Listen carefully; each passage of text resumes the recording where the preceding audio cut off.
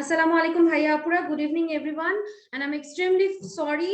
আমি 10 minute late করেছি।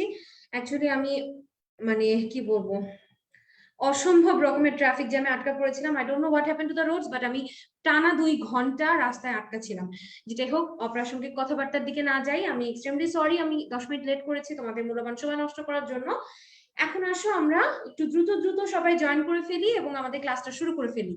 একটু কষ্ট করে যারা জুমে আছো এবং যারা ফেসবুক লাইভে আছো, আমাকে জানাও যে তোমরা আমার অডিও এবং ভিডিও ক্লিয়ারলি পাচ্ছ কিনা। তোমরা কনফার্মেশন দিলে আমি একটু সময় নষ্ট না করে পড়ার দিকে চলে যাব।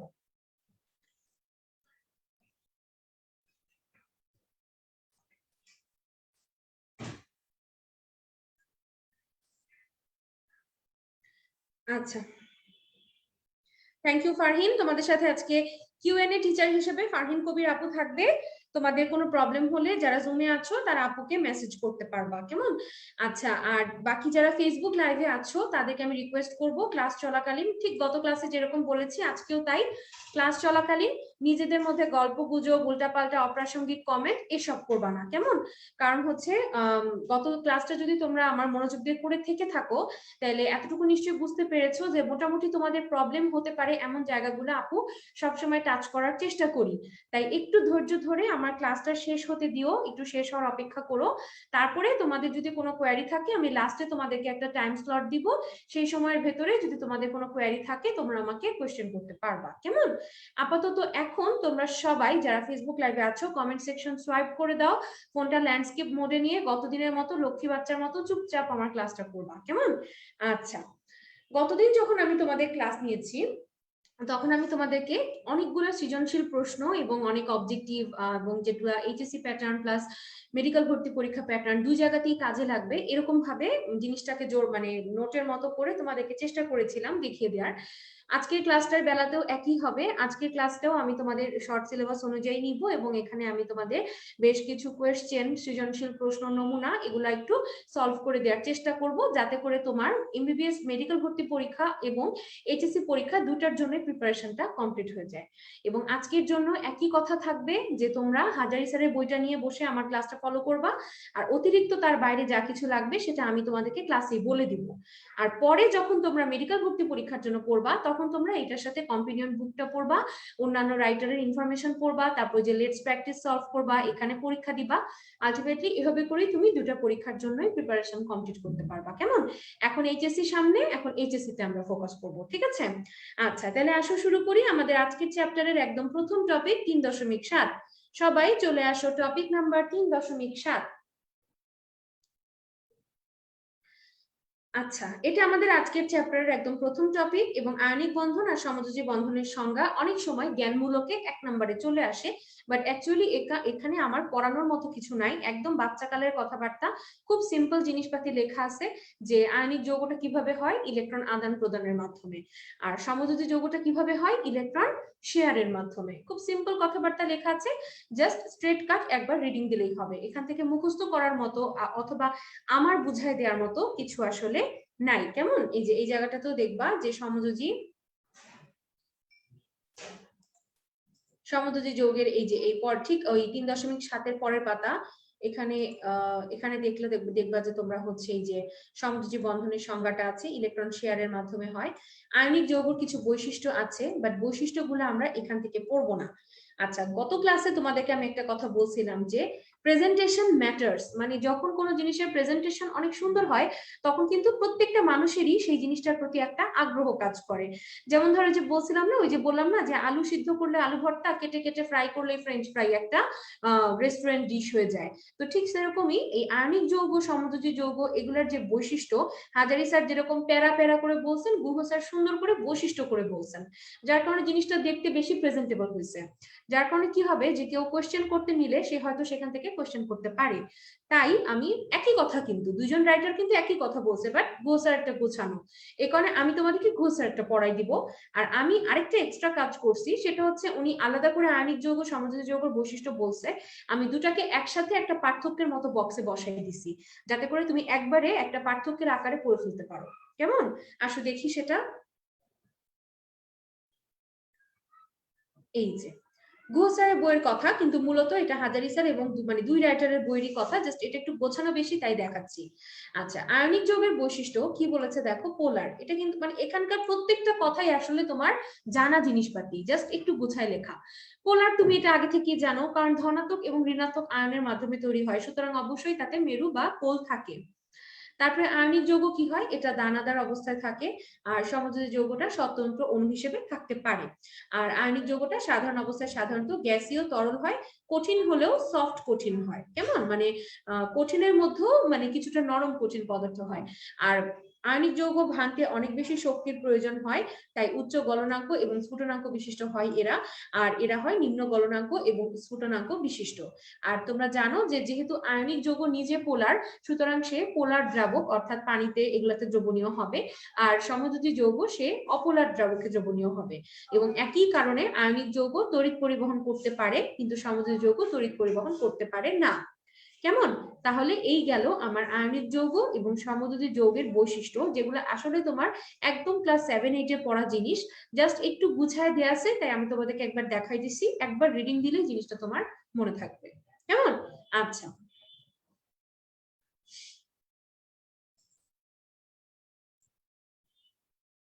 এখন আসো সমযোজী বন্ধন কয় প্রকার।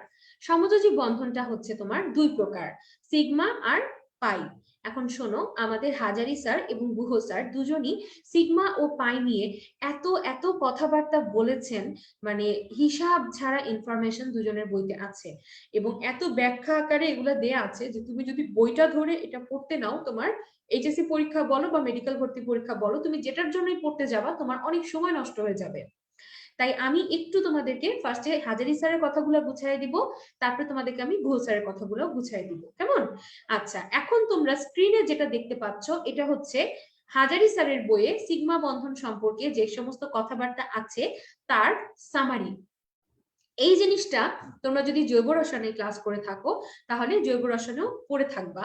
আমি জাস্ট আজকে জিনিসটা আরেকবার তোমাদেরকে দেখাই দিই।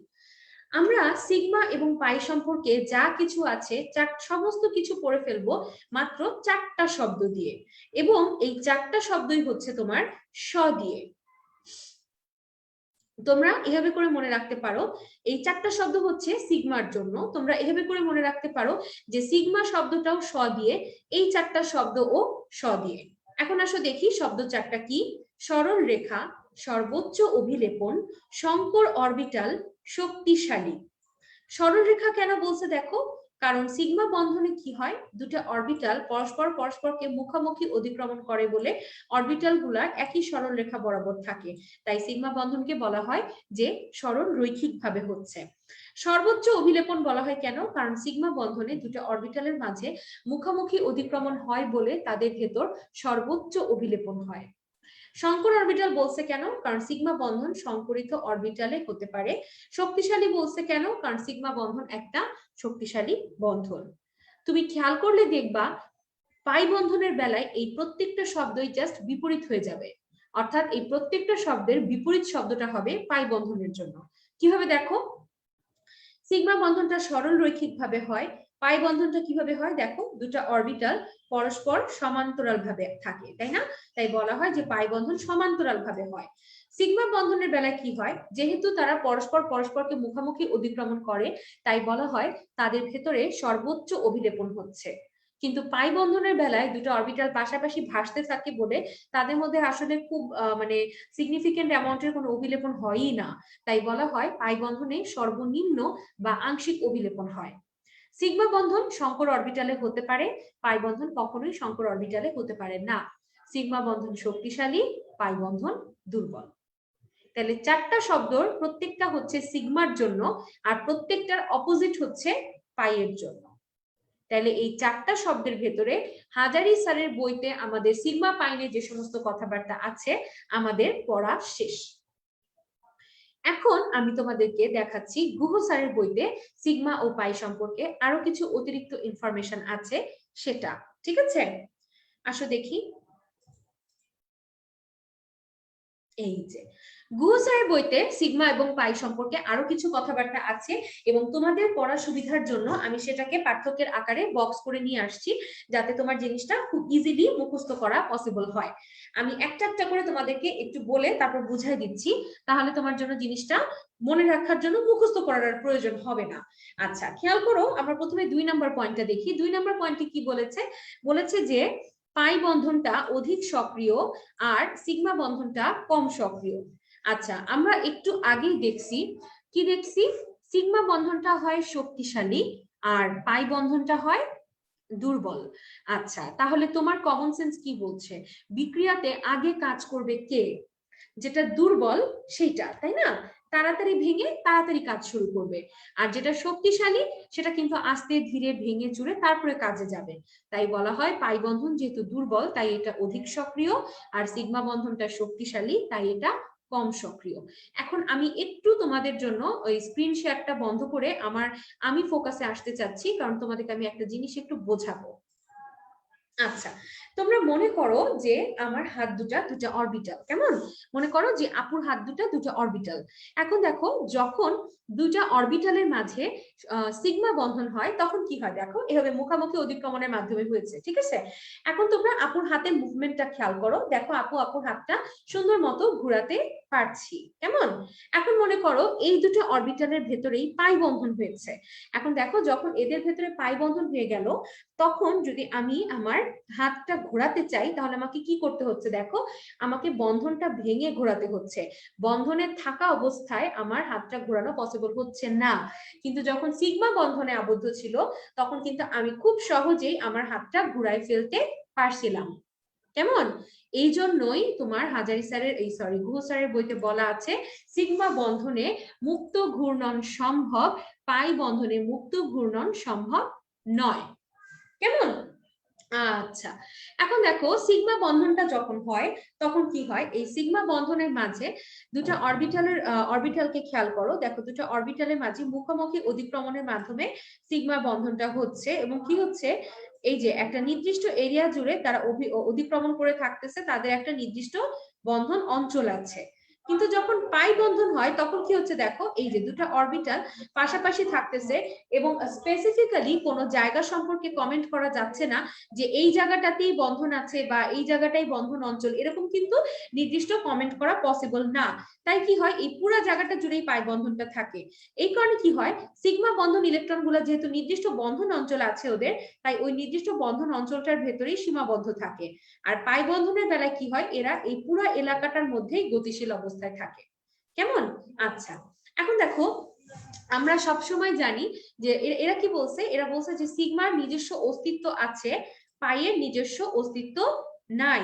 আচ্ছা, এখন শোনো, আমরা জানি যে সকল একক বন্ধনই সিগমা বন্ধন।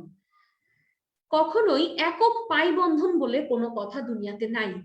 একটা সিগমা হওয়ার পরে যদি দ্বিতীয় কোনো বন্ধন হওয়ার সুযোগ থাকে তখন সেটা হবে পাই। একক বন্ধন হিসেবে পাই কখনোই থাকতে পারে না। এই জন্য বলা হয় যে সিগমার নিজস্ব অস্তিত্ব আছে কিন্তু পাইয়ের নিজস্ব অস্তিত্ব নাই। তাহলে তুমি চিন্তা করো যে একটা বন্ধন যার নিজস্ব অস্তিত্ব আছে, আর একটা বন্ধন যেটা অ্যাকচুয়ালি যার কোনো অস্তিত্ব একা থাকার মতো যার যোগ্যতা নাই, সে নিশ্চয়ই একটা অণুর জ্যামিতিক গঠনে ভূমিকা রাখতে পারবে না। কারণ কোনো অণুতে যদি একক বন্ধন থাকে তখন তো সেখানে পাইটা থাকবেই না, তাহলে অণুর গঠনে সেটার ভূমিকাই থাকবে না, তাই না? এই কারণেই বলা হয় যে পাই বন্ধন যেহেতু তার নিজস্ব একক অস্তিত্ব নাই, তাই সে অণুর জ্যামিতিক গঠনে কোনো ভূমিকা রাখতে পারে না। কিন্তু সিগমা একক বন্ধন হিসেবে থাকতে পারে, তাই অণুর জ্যামিতিক গঠনে সিগমার ভূমিকা আছে। কেমন? তাহলে এই কথাগুলা আমার দায়িত্ব ছিল তোমাকে জানানো, তোমাকে বোঝানো, তোমাকে বুঝাই দেয়া। আমার কাজ আমি শেষ করছি। এখন তোমার কাজ হচ্ছে লক্ষ্মী বাচ্চার মতো পিডিএফ দেখে এগুলা মুখস্থ করে ফেলা। কেমন? আচ্ছা, ঠিক আছে। এবার আসো কোয়েশ্চেন সলভ করি। গতদিনের মতো আমি এই আজকের ক্লাসেও তোমাদেরকে বেশ কিছু কোয়েশ্চেন সলভ করে দিব। এখানে বলছে সিগমা বন্ধন শক্তির জন্য নিচের কোন ক্রমটি সঠিক। আচ্ছা, আমরা কি দেখছিলাম একটু আগে যখন আমি তোমাদেরকে সিগমা বন্ধন পড়াইছি, তখন আমি বলছি না সিগমা বন্ধনের সর্বোচ্চ অভিলেপন হয়। অ্যাকচুয়ালি অভিলেপন যত বেশি হয় বন্ধন তত শক্তিশালী হয়। তুমি যতটা জায়গা জুড়ে অরবিটাল দ্বয় পরস্পরকে অতিক্রমণ করবে তত বেশি বন্ধনটা শক্তিশালী হবে। এই কারণে কি হয় জানো, পিপি অরবিটাল যেহেতু তারা অনেক বড় অরবিটাল, তাই তাদের মধ্যে অতিক্রমণ হয় সবচেয়ে বেশি, তারপরে হয় এসপি, তারপরে হয় এসএস। এটা কিন্তু সিগমা বন্ধনের কথা বলছি, তোমরা কিন্তু পি দেখে পাই বন্ধন ভেবে ফেলো, নো, এটা কিন্তু পি অরবিটাল। আচ্ছা, তো কি হয়, পিপি অরবিটালে সবচেয়ে বেশি অতিক্রমণ হয়, তার চেয়ে কম হয় এসপি অরবিটাল, তার চেয়ে কম হয় এসএস অরবিটাল। এই কারণে সিগমা বন্ধন শক্তির ক্রম হচ্ছে অপশন এ। কেমন? আপু যে কথাটা বলছি সেই কথাটাই সুন্দর বাংলা ভাষায় এখানটায় লেখা আছে, এটা গুহ স্যারের বইয়ের একটা লেখা তোমাদের জন্য, এই জন্য আপু জিনিসটা কেটে নিয়ে আসছি।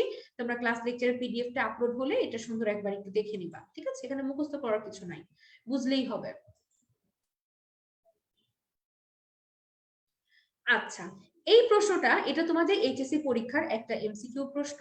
তোমরা অনেকে আমাকে এই প্রশ্নটা জিজ্ঞাসা করো যে আপু এই প্রশ্নটা আমরা কিভাবে অ্যান্সার করব। বলছে যে বেনজিনে সিগমা বন্ধন কয়টি। কেমন? তাহলে আসো আমরা বেনজিনটা একটু ফার্স্টে আঁকি। বেনজিনটা এখানে এঁকে রাখছি আপু তোমাদের জন্য। এখন শোনো, আমি একটু আগেই তোমাদেরকে বলছি যে সকল একক বন্ধন হচ্ছে সিগমা বন্ধন, সকল একক বন্ধন হচ্ছে সিগমা বন্ধন। আর একটা সিগমা হওয়ার পরে যদি দ্বিতীয় কোনো বন্ধনের সুযোগ হয় তখন সেটা হবে পাই বন্ধন। তাহলে সকল একক বন্ধন হচ্ছে সিগমা। একটু লিখি, সকল একক বন্ধন হচ্ছে সিগমা। আর দ্বিবন্ধনের বেলায় কি হবে, দ্বিবন্ধনের বেলায় হবে একটা সিগমা একটা পাই। কেমন? তাহলে এখন বেনজিন অণুর গঠনটা আসো দেখি। এখানে কি দেখতে পাচ্ছি, 6টা কার্বনের সাথে 6টা হাইড্রোজেনের একক বন্ধন বিদ্যমান, ঠিক আছে? 6টা হাইড্রোজেনের সাথে 6টা তোমার একক বন্ধন বিদ্যমান। তাহলে আমরা সিগমা কাউন্ট করছি ফার্স্টে, ঠিক আছে? তাহলে 6টা। এবার আসো এখানে দেখি, এখানে প্রত্যেকটা কার্বনের সাথে কার্বনের বন্ধন আছে, তার ভেতরে আমরা দেখতে পাচ্ছি 3টা একক বন্ধন। তাহলে একক বন্ধন গুলা সবসময় কি হয়, সিগমা হয়, তাই না? তাহলে এগুলো আমি নির্বিঘ্নে 3 বসাই দিতে পারি। এবার আসো 3টা আছে দ্বিবন্ধন। তাহলে আমি কি বলছি, দ্বিবন্ধন গুলাতে একটা করে সিগমা থাকে, একটা করে পাই থাকে। তাহলে 3টাতে 3টা সিগমা আছে, 3টা পাই আছে। তাহলে এখানে বসাই দিলাম। তাহলে আমার এখানে সিগমা বন্ধনের সংখ্যা কতটি? 12টি। কেমন? এখানে আরেক ধরনের প্রশ্ন আসে, তোমাকে জিজ্ঞাসা করতে পারে পাই বন্ধন কতটি।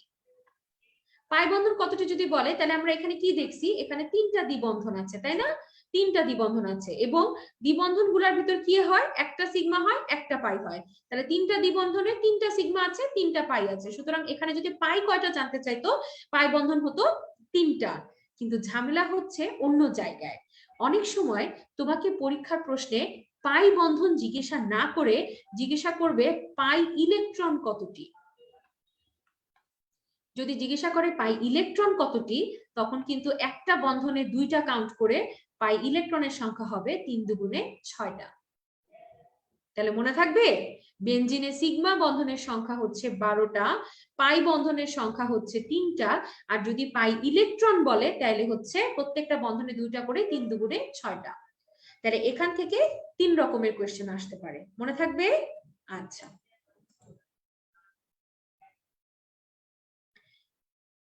এই প্রশ্নটা, এইটা তোমরা অনেকে আমাকে জিজ্ঞাসা করো যে আপু এরকম যদি বড় একটা জটিল অণু দিয়ে দেয় তাহলে আমরা কিভাবে বের করব। এটা কিন্তু বের করা খুবই সিম্পল। তোমরা জিনিসটাকে আগে কমপ্লেক্স করে ভাবা শুরু করো, দিয়ে ভুল করে ফেলো। তোমরা বড় বড় সেগমেন্টে চিন্তা করতে শুরু করো, না সেটা করবা না, ভেঙে ভেঙে চিন্তা করবা। প্রথমে দেখো অ্যামোনিয়া থেকে শুরু করি।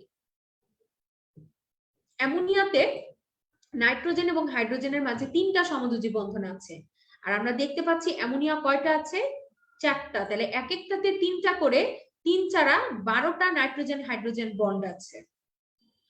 এবার অ্যামোনিয়া 4টার সাথে কপারের সন্নিবেশ বন্ধন হয়েছে 4 বার, তার মানে সন্নিবেশ বন্ধন আছে 4টা। তারপরে টেট্রা অ্যামিন কিউপ্রাস আয়নের সাথে কিউপ্রিক আয়নের সাথে ক্লোরিনের 2 বার আয়নিক বন্ধন হয়েছে। তাহলে ক্লোরাইড আয়নের সাথে এদের আয়নিক বন্ধন আছে 2টা। তাহলে মোট বন্ধন 12 যোগ 4 যোগ 2 18টা। ঠিক আছে, এই ধরনের প্রশ্নগুলা এভাবে ভেঙে ভেঙে চিন্তা করবা, ছোট ছোট সেগমেন্ট থেকে শুরু করবা, তাহলে দেখবা যে তোমার ভুল হওয়ার কোনো সুযোগ নাই।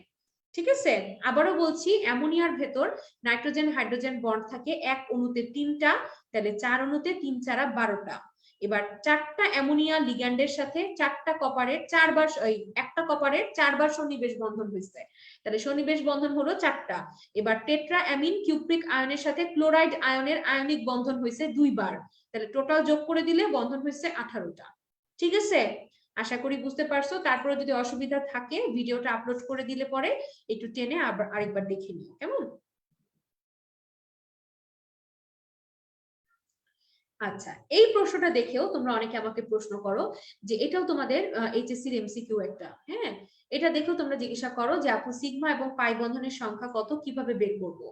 আচ্ছা, আবারও বলি একই কথা, যে সমস্ত একক বন্ধন কি হয়, সিগমা হয়, আর দ্বিবন্ধন গুলার বেলায় কি হবে, একটা সিগমা হবে একটা পাই হবে।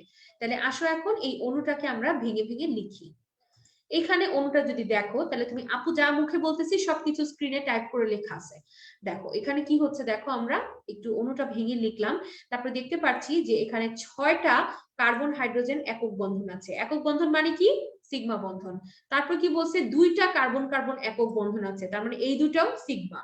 এবার বলছে একটা কার্বন কার্বন দ্বিবন্ধন এবং একটা কার্বন অক্সিজেন দ্বিবন্ধন আছে। দ্বিবন্ধন গুলার ভিতর একটা করে সিগমা থাকে, একটা করে পাই থাকে, তাহলে এখান থেকেও একটা করে সিগমা কাউন্ট হবে। তাহলে সিগমার সংখ্যা দাঁড়াচ্ছে এখানে 6, 2, এটা থেকে একটা আসবে আর এটা থেকে একটা আসবে, তাহলে মোট হচ্ছে 10টা সিগমা বন্ধন। আর পাই বন্ধন হচ্ছে 2টা দ্বিবন্ধনের ভিতর একটা করে 2টা, তাহলে এখানে সিগমা এবং পাই বন্ধনের সংখ্যা হবে যথাক্রমে 10 এবং 2। ঠিক আছে, তুমি এখন আমাকে প্রশ্ন করতে পারো আপু এরকম অঙ্কগুলা এত যদি জটিল জটিল যৌগ দিয়ে দেয় পরীক্ষায় কেমনে করে অ্যান্সার করব? কিচ্ছু না, জাস্ট জিনিসটাকে ফ্র্যাগমেন্ট করে লিখে ফেলবা, তাইলেই হবে। আর তোমার পরীক্ষায় বইয়ের বাইরে কিছু আসবে না। এবং তোমাদের জন্য লেকচার তৈরি করতে গিয়ে ঘাটাঘাটি করে আমি দেখছি সবচেয়ে কঠিন, যেটা নিয়ে সবচেয়ে বেশি তোমাদের ঝামেলা হয় সেটা হচ্ছে এইটাই। এর চেয়ে কঠিন অ্যাকচুয়ালি তোমাদের এই চ্যাপ্টারের ভেতরে আমি আর পাই নাই, তাই সবচেয়ে কঠিনটাই আমি তোমাদেরকে ক্লাসে দেখাই দিলাম, যাতে ইজিগুলা তুমি ইজিলি করতে পারো, কেমন? আচ্ছা, এবার চলে আসো তোমরা টপিক নাম্বার 322 পাতায় চলে আসো, টপিক নাম্বার 3.9.1। সবাই চলে আসো 322 পাতা, টপিক নাম্বার 3.9.1।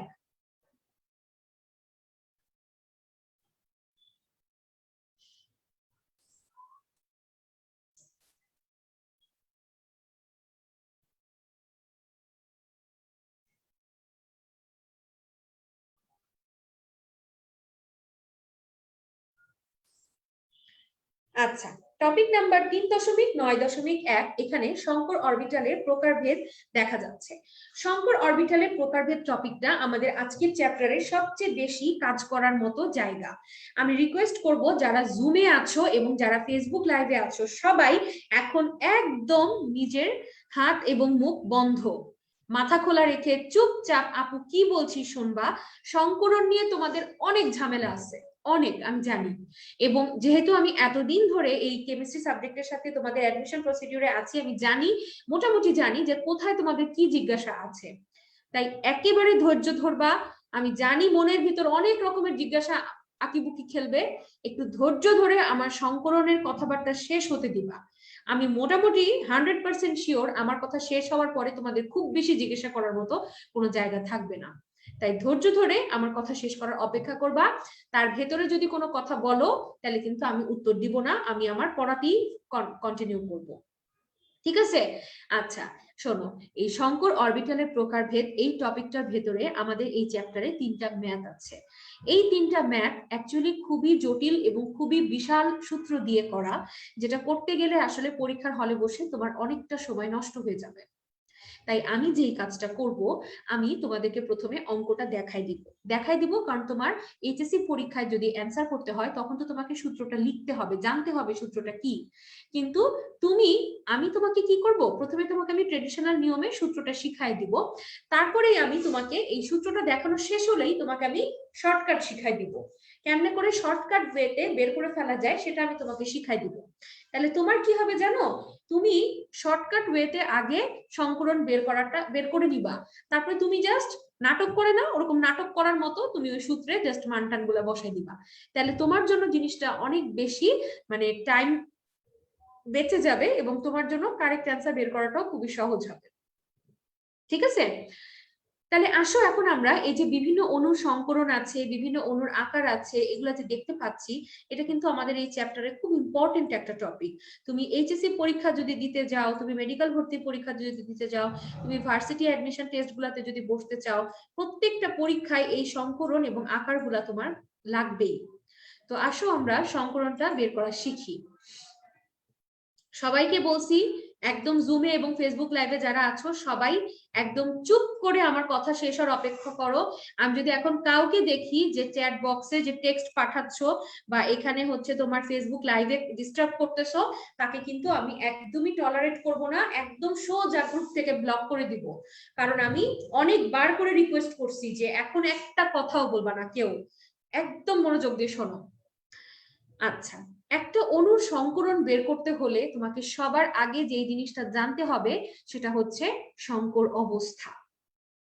সংকর অবস্থা জিনিসটা কি? তোমরা সবাই যেই কাজটা করো, তোমরা মনে করো সংকর অবস্থা আর সংকরণ একই জিনিস। নো, দুটা আলাদা জিনিস। সংকর অবস্থা হচ্ছে একটা অণুতে কতটি সংকরিত অরবিটাল থাকে তার সংখ্যা। একটা অণুতে কতটি সংকরিত অরবিটাল থাকে তার সংখ্যা হলো সংকর অবস্থা। আর সংকরণ হচ্ছে এই যে আমরা sp3 sp2 প্রেজেন্টেশনটা দেই, এইটা হচ্ছে সংকরণ। এই সংকরণ বের করতে হলে তোমাকে সংকর অবস্থা জানতে হবে। এবং আমরা আজকে যে সূত্র শিখবো সেটা হচ্ছে মূলত সংকর অবস্থার সূত্র। আমরা সূত্র দিয়ে সংকর অবস্থা বের করব, তারপরে আমরা সংকর অবস্থা দেখে সেখান থেকে সংকরণ বের করব। কেমন? তাহলে এখন আসো প্রথমে আমরা সূত্রটা দেখি, ভয় পাওয়ার দরকার নাই। এই সূত্রটা আমরা শুধু শেখার জন্য শিখবো, এই সূত্রটা দিয়ে আলটিমেটলি আমরা করব না। আপু একটু পরেই তোমাদেরকে শর্টকাট বলে দিব। আচ্ছা, এখানে দেখো কেন্দ্রীয় পরমাণু সংকর অবস্থা নির্ণয়ের সূত্রটা হচ্ছে কেন্দ্রীয় পরমাণুর সাথে যুক্ত অন্যান্য পরমাণুর সংখ্যা যোগ হাফ ইন্টু কেন্দ্রীয় পরমাণুর সর্ববহিস্থ কক্ষে ইলেকট্রন সংখ্যা বিয়োগ প্রদত্ত যৌগে কেন্দ্রীয় পরমাণুর যোজনী। কেমন? এটা হচ্ছে আমার সংকর অবস্থা বের করার সূত্র। মানে এইচএসসি পরীক্ষা বলো আর মেডিকেল ভর্তি পরীক্ষা বলো, যেটাতেই তুমি যাবা, তোমাকে কিন্তু এই সূত্র দিয়ে যদি তুমি করতে চাও তোমার অনেক বেশি টাইম চলে যাবে, যে টাইমটা আসলে আমাদের হাতে নাই। আমাদেরকে দ্রুত দ্রুত অ্যান্সার করা শিখতে হবে। আচ্ছা, তাহলে আসো আমরা এই সূত্রটাতে মান বসায় প্রথমে একটু দেখে নিই জিনিসটা কিরকম। মিথেন অণুতে কেন্দ্রীয় পরমাণুকে কার্বন। আচ্ছা, তোমরা অনেকেই আমাকে অনেক সময় প্রশ্ন করো যে আপু কেন্দ্রীয় পরমাণু বুঝবো কেমনে? কেন্দ্রীয় পরমাণু অ্যাকচুয়ালি বোঝার মানে ওরকম কোনো টেকনিক নাই, বাট তোমাকে আমি একটা সহজ একটা শর্টকাট রাস্তা বলে দিতে পারি। সেটা হচ্ছে ইউজুয়ালি যার সংখ্যা সবচেয়ে কম হয় সে কেন্দ্রীয় পরমাণু হয়। এখানে দেখো হাইড্রোজেন 4টা, কার্বন 1টা, সুতরাং কম যে সংখ্যক সে ইউজুয়ালি কেন্দ্রীয় হয়। তাহলে এখানে দেখো কেন্দ্রীয় পরমাণু কার্বনের সাথে অন্যান্য পরমাণু একজনই আছে, হাইড্রোজেন কয়টা? 4টা। কার্বনের সর্ববহিস্থ কক্ষে ইলেকট্রন থাকে 4টা এবং এই মিথেন যৌগটাতে কার্বনের যোজনী 4। তাহলে একটু আগেই এই যে এই সূত্রটা দেখলাম আমরা, এই যে এই সূত্রটা যে একটু আগেই আমরা দেখছি, এই সূত্রটাতে আমরা এখন জাস্ট এই মানগুলো বসাবো। তাহলে কেন্দ্রীয় পরমাণুর সাথে যুক্ত অন্যান্য পরমাণুর সংখ্যা 4 যোগ হাফ ইন্টু কেন্দ্রীয় পরমাণুর সর্ববহিস্থ কক্ষে ইলেকট্রন সংখ্যা 4 বিয়োগ এই যৌগে কার্বনের যোজনী 4। তাহলে এটা 0 হয়ে যাবে, সংকর অবস্থা হবে 4। তাহলে সংকর অবস্থা 4, তার মানে সংকরিত অরবিটাল আছে কয়টা? 4টা। তাহলে সংকরিত অরবিটাল 4টা। তাহলে এখন আসো সংকরণ বের করি। আমরা নিলাম ফার্স্টে এস, আমার আরো লাগবে কিন্তু এস এর কোনো সাবডিভিশন নাই, যেতে হবে পি তে। তাহলে নিলাম পি এক্স, আরো লাগবে নিলাম পি ওয়াই, আরো লাগবে নিলাম পি জেড। হয়ে গেল 3টা পি, একটা এস, হয়ে গেছে 4টা sp3। সুতরাং আমরা এভাবে করে সূত্র দিয়ে ট্রেডিশনাল নিয়মে একটা অণুর সংকর অবস্থা বের করে সংকর অবস্থা থেকে তার সংকরণটা বের করতে পারি। কেমন? এটা হচ্ছে আমার ট্রেডিশনাল নিয়ম। এখন এই ট্রেডিশনাল নিয়মের কিছু এক্সাম্পল তোমাদের বইতে দেয়া আছে এবং এই জায়গাটায় তোমরা গণহারে সবাই মিলে একটা ভুল করো, সেই কারণে আমি তোমাকে একটু এই জিনিসটা দেখিয়ে দিতে চাচ্ছি। তোমাদের বইতে তোমরা সবাই পাতা উল্টে চলে যাও 328 পাতায়। পাতা উল্টে তোমরা সবাই 328 পাতায় চলে গেলে পরে এই বক্সটা পাবা, যেই বক্সটা তোমার এই 328 এবং 329 দুইটা পাতা জুড়েই আছে। 328 এবং 329 দুইটা পাতা জুড়েই এই বক্সটা আছে। তোমরা সবাই এই বক্সটার কাছে চলে যাও। আমি একটু ওয়েট করছি, তোমাদের যাওয়ার অপেক্ষা করছি।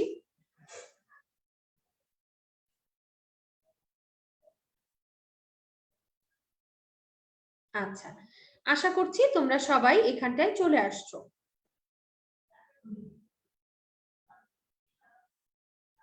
ঠিক আছে, এখন দেখো এইখানে আই ডোন্ট নো ওয়াই তোমরা সবাই গণহারে মানে একদম মানে কেউ বাদ নাই, আমি দেখছি যে গণহারে সবাই এই ভুলটা করে, যে ধরে নেয় এখানে কি করা আছে দেখো এই বক্সটাতে কিছু এক্সাম্পল দেয়া আছে এবং তাদের ভেতর থেকে একজনকে নিয়ে এসে সেটা সংকলন করে দেয়া আছে। এই যে দেখো পরের পাতাতেও তাই, পরের পাতাতেও এই যে কিছু এক্সাম্পল দেয়া আছে এবং তাদের ভেতর থেকে একজনকে নিয়ে এসে সংকলন করে দেয়া আছে।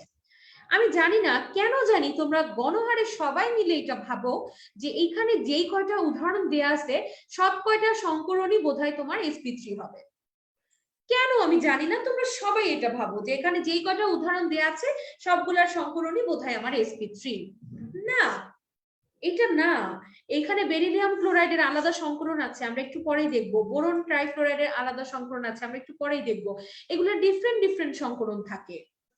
এখানে জাস্ট একটা তোমাকে একটু করে দেখিয়ে দেওয়া হচ্ছে, দ্যাট ডাজ নট মিন যে সবগুলাই sp3। আমি এতবার করে এই কথাটা বলছি কারণ আমি যতবারই বলি না কেন তোমরা তারপরও এই জিনিসটা ভুল করো। এই কারণে আপু এবার লেকচারে পিডিএফ এ লিখে পর্যন্ত দিছি যে পাশের বক্সে এদের ভেতর একটা করে দেয়া জাস্ট, তার মানে এই না যে সবগুলাই sp3। ঠিক আছে? আচ্ছা, আমি আশা করি এরপরে আর এটা নিয়ে তোমরা ভুল করবা না। আচ্ছা, এখন আসো আমি তোমাদেরকে ইজিয়েস্ট শর্টকাটটা শিখাই দিব। ইজিয়েস্ট শর্টকাটটা শিখার পরে এটা এতটাই শর্টকাট যে তোমরা মানে রীতিমতো হাসবা যে এটা কি হলো আপু, এতক্ষণ আমরা তাহলে কি করতেছিলাম, এতটাই শর্টকাট। আচ্ছা, এখন তোমরা সবাই খুব খেয়াল করে শর্টকাটটা খেয়াল করো। আচ্ছা, এই যে শর্টকাটটা হচ্ছে লাস্টে নিচে যেই নাম্বারটা থাকে ওইটাই হচ্ছে তোমার সংকর অবস্থা। মানে অযথা বোকার মতো আমরা এতক্ষণ কি করতেছিলাম বলো, সোজা দিকে ভাত না খেয়ে ঘুরায় পেঁচায় ভাত খাচ্ছিলাম। দেখো তো মিথেন লাস্টে নিচে কত 4, তার মানে ওর সংকর অবস্থা হচ্ছে 4, ওর সংকরণ sp3। বুঝতে পারছো? এইটা হলো আমার শর্টকাট। এখন আসো আমরা এই শর্টকাট, আমি জানি তোমাদের মাথায় অনেক কোয়েশ্চেন চলে আসছে, ধৈর্য ধরো বৎসরা, অপেক্ষা করো, আমার কথা শেষ করতে দাও, আস্তে আস্তে তোমাদের যাবতীয় জিজ্ঞাসার উত্তর আমি দিব।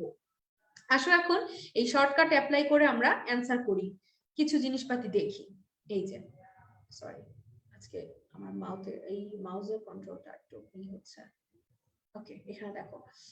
ওকে, বেরিলিয়াম ক্লোরাইড এটা লাস্টে কত তোমার 2, সংকর অবস্থা 2, সংকরণটা কি হবে sp। বোরন ট্রাইক্লোরাইডের লাস্টে কত 3, সংকর অবস্থা 3, সংকরণ sp2। সালফার হেক্সাফ্লোরাইডের লাস্টে কত 6, সংকর অবস্থা 6, সংকরণ sp3 4টা। এখন p এর তো আর কেউ নাই, 6টা, তার মানে আরো 2টা লাগবে, তাহলে কার থেকে নিব, d থেকে নিব অবশ্যই, sp3 d2। আয়োডিন হেপ্টাফ্লোরাইডের লাস্টে কত 7, সংকর অবস্থা 7, সংকরণ sp3 d3।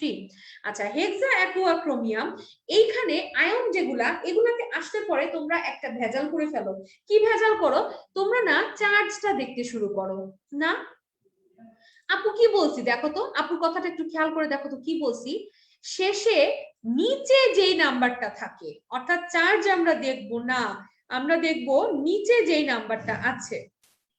এই যে আমরা এখানে চার্জ যে 3 এইটা দেখবো না, আমরা দেখবো নিচে যেই নাম্বারটা আছে 6, তাহলে সংকর অবস্থা 6, সুতরাং সংকরণ sp3 B2। তারপরে তোমার বোরন টেট্রাফ্লুরাইডের চার্জ দেখবো না, এখানে নিচে কত আছে 4, সুতরাং সংকর অবস্থা 4, সংকরণ sp3। এখন এখানে কিছু ভেজাল তো আছেই, আস্তে আস্তে বলছি একটা একটা করে। হেক্সা অ্যাকোয়া ক্রোমিয়াম আয়ন যেটা দেখতে পাচ্ছ, এটার সংকরণটা কি দেখো তো, sp3b2। আচ্ছা, এরকম অনেক সময় কি হয়, যেগুলার সংকরণে sp d তিনটাই থাকে, তাদের সংকরণগুলোতে একটা ভেজাল কি হয় দেখো, এই যে অনেক সময় তারা অপশনে sp3d2 আবার d2sp3 দুটাই দিয়ে দেয়। sp3d2 এবং d2sp3 দুটাই মূলত একই জিনিস, কেমন? কিন্তু মেডিকেল ভর্তি পরীক্ষায় ডাবল অ্যান্সার বলে কোনো কথা নাই, তোমাকে যে কোনো একটা দাগায় আসতে হবে। দুইটা যতই ঠিক হোক, তোমাকে যেটা বেশি ঠিক সেটা দাগাইতে হবে। অনেক সময় কি হয়, বাসায় আব্বু আম্মুর মধ্যে ঝগড়া লাগলে আম্মু বলে না, এই দেখ আমি এগুলো এগুলো করছি, আমি ঠিক কিনা। আব্বু বলে, এই দেখ আমি এগুলো এগুলো করছি, আমি ঠিক কিনা। তুমি জানো যে অ্যাকচুয়ালি আব্বুও ঠিক আম্মুও ঠিক, কিন্তু তোমাকে যে কোনো একজনের পক্ষ নিতে হবে, নাহলে তুমি বিপদে পড়বা। ঠিক সেম এখানেও d2sp3 একই কথা, কিন্তু তোমাকে একটা আনসার করতে হবে। তাহলে যখন আমি এরকম বিপদে পড়বো যে আমাকে ডি আর এস আকপিচ করে দিবে, তখন আমি সাহায্য নিব কেন্দ্রীয় পরমাণুর কাছে। আপু মুখে যা বলতেছি সবকিছু স্ক্রিনে লেখা আছে, লেকচারে পিডিএফ দেখলেই তোমার মনে পড়বে, এখন শুধু আমার কথা শোনো। তাইলে আমরা সাহায্য নিব কেন্দ্রীয় পরমাণুর কাছে। আমরা দেখব কেন্দ্রীয় পরমাণুর সর্ববহিষ্ঠ শক্তি স্তরটা কেমন। কেন্দ্রীয় পরমাণুর সর্ববহিষ্ঠ শক্তি স্তরে গিয়ে আমরা দেখব সেখানে ডি আগে না এস আগে। এখন আসো হেক্সা অ্যাকোয়া ক্রোমিয়াম, এটারটা আমরা দেখছিলাম sp3d2 ছিল। তো যদি আমাকে d2sp3 sp3d2 দুটাই দেয়, তখন আমরা কেন্দ্রীয় পরমাণু ক্রোমিয়ামের সর্ববহিষ্ঠ শক্তি স্তরটা দেখব, এবং সেটা হলো 3d5 4s1, অর্থাৎ ডি আগে এস পরে। ঠিক আছে, তাহলে সংকরণেও আমার ডি আগে এস পরে হবে। কেমন?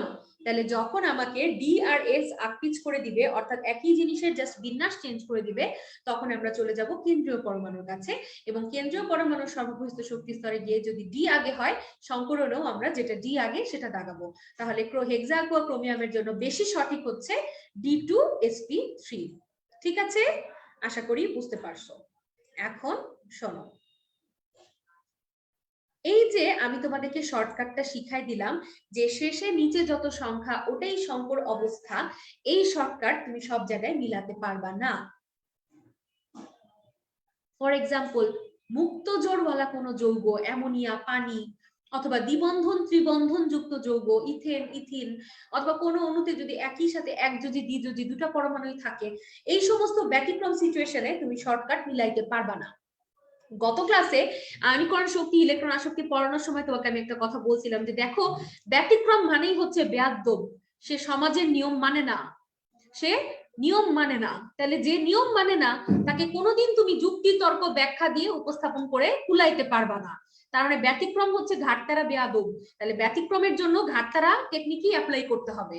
ব্যতিক্রমের জন্য আমার বুদ্ধিমানের কাজ হচ্ছে হাজারি স্যার এবং গুহ স্যারের বইতে যত ব্যতিক্রম আছে সবগুলো মুখস্থ করে ফেলা। কারণ যেগুলো তোমার নরমাল যৌগ, সেগুলো বের করার জন্য আপু তোমাকে একটা চমৎকার শর্টকাট শিখাই দিছি, লাস্টে নিচে যেটা সংখ্যা সেটাই সংকর অবস্থা। তাহলে ঘাটতারা বেয়াদব হাতে গোনা কয়েকটা ব্যতিক্রম আছে, এই ব্যতিক্রম গুলো যদি তুমি হাজারি স্যার গুহ স্যারের সবগুলো পড়ে ফেলতে পারো, তাহলে তোমার পরীক্ষা এইচএসসি বলো, মেডিকেল ভর্তি পরীক্ষা বলো, ভার্সিটি ভর্তি পরীক্ষা বলো, যেখানেই যাও না কেন, তোমার অজানা বা অচেনা কিছু থাকবে না। কারণ এইচএসসি পরীক্ষা বা মেডিকেল ভর্তি পরীক্ষা এগুলো কোনোটাতেই কখনোই বইয়ের বাইরে কোনো যৌগ আসবে না, নেভার। তাইলে তোমাদের জন্য এই কষ্টটা করছি আপু, তোমাদেরকে অত্যন্ত আদর করি, তাই আদরের আতিশয্যে তোমাদের জন্য এই কাজটা আমি করে দিছি। হাজারি এবং গুহ স্যারের বইয়ে যত রকমের ব্যতিক্রম আছে, এক নজরে একটা বক্সে তোমাদের জন্য নিয়ে আসছি। এই যে এক নজরে হাজারি গুহ স্যারের বইতে যত ব্যতিক্রম আছে সব আমরা শিখবো। এই যে দ্য মাইটি ব্যতিক্রম বক্স, এই বিশাল বক্স খানাতে যত ব্যতিক্রম আছে সব আপু দিছি। এই জিনিসটা আপু তোমাদের কম্পিনিয়ন বুকেও দিছি, সো তোমরা ওই কম্পিনিয়ন বুকও আমার করা, এটাও আমার করা, যেটাই লেকচার ফলো করো বা কম্পিনিয়ন বুক করো, তোমরা এই জিনিস পেয়ে যাবা। কেমন সুন্দর মতো লক্ষ্মী বাচ্চার মতো এই বক্স থেকে হাজারি স্যার গুহ স্যারের যত ব্যতিক্রম আছে সব করে ফেলবা, ঠিক আছে? আচ্ছা, এখন শোনো, এই যে বক্সটা দেখতেছো, এই বক্সটাতে কিন্তু আরেকটা কলাম আছে, সেখানেও কিন্তু তোমাদের আরেকটা কাজ কমে গেছে। সেটা হচ্ছে দেখো এই বক্সটাতে আপু তোমাদেরকে মুক্তজোড় ইলেকট্রনের যে যৌগগুলা সেগুলাতে কতগুলা করে মুক্তজোড় থাকে সেটাও দিয়ে দিছি। কেমন? যেগুলাতে এরকম দাগ সেগুলো হচ্ছে মুক্তজোড়ওয়ালা যৌগ না, যেগুলো মুক্তজোড়ওয়ালা যৌগ সেগুলাতে আমরা কয়টা করে মুক্তজোড় থাকে সেটাও দিয়ে দিছি। তার মানে আলটিমেটলি এই বক্সটা পড়লে তোমার মুক্তজোড়ওয়ালা যৌগগুলাও পড়া হয়ে যাবে। ঠিক আছে? এখন আরেক ধরনের কোয়েশ্চেন আছে যেটা তোমার মেডিকেল ভর্তি পরীক্ষায় আসে, সেটা হচ্ছে এই মুক্তজোড় নিয়েই, যে তোমাকে একটা অঙ্ক করে বের করতে বলবে মুক্তজোড়ের সংখ্যা কত বের করো। বরাবরের মতোই এই বক্সটাতে যেহেতু তুমি মুক্তজোড়ওয়ালা সবগুলো যৌগ পেয়ে যাচ্ছ, তার মানে অলরেডি তোমার মুখস্থ হয়ে যাচ্ছে যে কোনটাতে কয়টা মুক্তজোড় থাকে। তোমার কাজ হচ্ছে এই ইকুয়েশনটা দিয়ে নাটক করা। এইচএসসি পরীক্ষায় নাটক করবা আন্দাজেই, তুমি তো আগেই জানো কয়টা আছে, তুমি শুধু এটা নিয়ে এই ইকুয়েশনটা বসায় মানগুলা বসায় তোমার জানা অ্যান্সারটা বসাই দিবা। ঠিক আছে? তাহলে তোমার কাজ কিন্তু কমে যাচ্ছে। আর মেডিকেল ভর্তি পরীক্ষা তো আরো ইজি, সেখানে তো তোমাকে অঙ্ক করতেও হবে না, ডিরেক্ট মুখস্থ অ্যান্সার দাগাই দিবা। ঠিক আছে? আচ্ছা, তাহলে এই গেল। এবার স্ক্রিনে তাকাও, স্ক্রিনে তাকালে দেখবা যে স্ক্রিনটা ঝাপসা, বোঝা যাচ্ছে না লেখাগুলা। আমি এতটুকু তো গ্যারান্টি সহকারে বলতে পারি যে আমি যে তোমাদের গতদিন ক্লাস নিলাম, আজকে ক্লাস নিলাম, একটা দিনও এমন হয় নাই যে আপু তোমাকে কোনো স্লাইড দেখাইছি যেটা ঝাপসা। এতটুকু কনফিডেন্সের সাথে আমি বলতে পারি যে আমি এমন কোনো স্লাইড দেখাই নাই যেটা ঝাপসা। কিন্তু এই মুহূর্তে যেই স্লাইডটা দেখা যাচ্ছে সেটা ঝাপসা। আপুর কি মাথা নষ্ট হয়ে গেছে? ইচ্ছা করে ঝাপসা দেখাচ্ছি কেন? পরের স্লাইডটাতে আসি, এটাও ঝাপসা। পরের স্লাইডটাতে আসি, এটাও ঝাপসা। পরেরটাতে আসি, এটাও ঝাপসা। কাহিনী কি? আপুর মনে হয় মাথা নষ্ট হয়ে গেছে নাকি? আচ্ছা, এইখানে মূলত কি ছিল? এখানে ছিল হাজারি স্যারের বইয়ের 323, 324, 325 এবং 326 চারটা পাতা। চারটা পাতা জুড়ে যে বিশাল রচনা লেখা আছে, এই রচনা বই থেকে পড়বই না, তাই আমি তোমাদেরকে ঝাপসা দেখাইছি। এই 323, 324, 325, 326 চারটা পাতার যত পড়াশোনা আছে সব আমরা পড়ে ফেলবো এই বক্সটাতে। ইথেন, ইথিন এবং ইথাইন অণুতে সংকরীকরণ। কেমন? এই বক্সটা যদি তোমরা জৈব রসায়নের ক্লাস করে থাকো তাহলে সেখানেও পাইছো।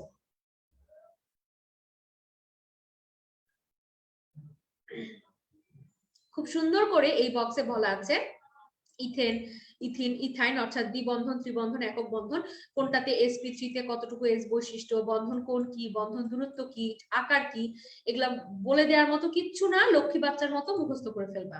কেমন? আচ্ছা, সবাই চলে আসো টপিক নাম্বার 3.10, শঙ্কর অরবিটালের সাথে সমযোজী যৌগের আকৃতির সম্পর্ক। আমি একটু ওয়েট করছি এক সেকেন্ড, তোমরা সবাই পাতা উল্টে চলে আসো। শঙ্কর অরবিটালের সাথে সমযোজী যৌগের আকৃতির সম্পর্ক এখানে।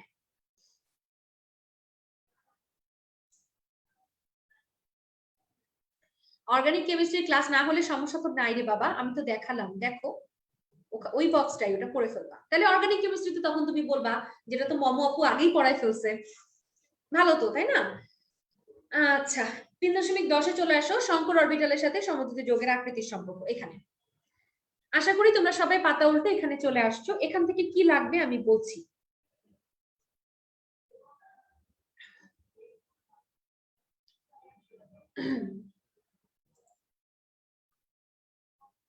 এখান থেকে যেটা লাগবে সেটা হচ্ছে, দেখো বলা আছে কতটি সংকরিত অরবিটাল থাকলে আকারটা কেমন হয়। কেমন? আচ্ছা, তো এইটা অ্যাকচুয়ালি আমি তোমাদেরকে বলবো শর্টকাট মনে রাখার জন্য, কিন্তু ভুলেও এই ব্যাখ্যা তোমরা এইচএসসি পরীক্ষায় লিখিও না, কারণ এটার কোনো তত্ত্বগত প্রমাণ নাই। এটা শুধুমাত্র আপু একটা বাংলা শর্টকাট টেকনিক আবিষ্কার করছি তোমাদের মনে রাখার জন্য, বাট এটা কিন্তু কেউ এইচএসসি পরীক্ষার ব্যাখ্যা হিসেবে লিখে এসো না, জিরো পাবা। আচ্ছা, মজার বিষয় এখানে মনে রাখার জন্য একটা উপায় আছে, সেটা হচ্ছে দেখো দুটি সংকর অরবিটাল হলে আকার হবে সরলরৈখিক, তিনটি হলে হবে ত্রিভুজ, চারটি হলে হবে চতুস্তলকীয়, পাঁচটি হলে হবে ত্রিভুজ আকার দ্বিপিরামিড। তাহলে ত্রিভুজের উপর 3 আর দ্বিপিরামিডের উপর যদি 2 চিন্তা করি, 3 + 2 5। 6টি শঙ্কর অরবিটাল থাকলে হবে অষ্টতলকীয় বা ষড়ভুজাকার।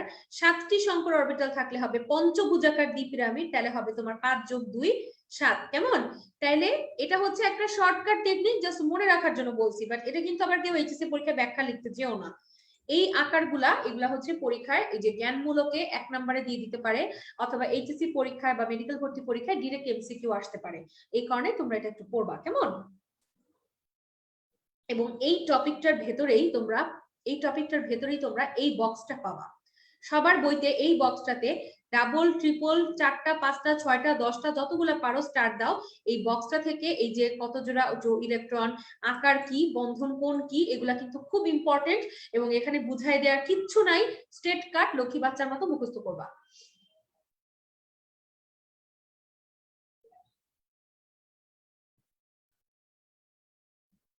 একটু সময় দিচ্ছি তোমরা যাতে জিনিসটা হাইলাইট করে নাও। আসলে আমি খুবই সরি, ক্লাসের মধ্যে হবে করে চা কফি খাওয়া এটা ভদ্রতার পর্যায়ে পড়ে না, কিন্তু আমার খুব গলা ব্যথা করছে, কথা বলতে কষ্ট হচ্ছে, তাই আমি একটু খাচ্ছি। আমি এক্সট্রিমলি সরি ফর দ্যাট।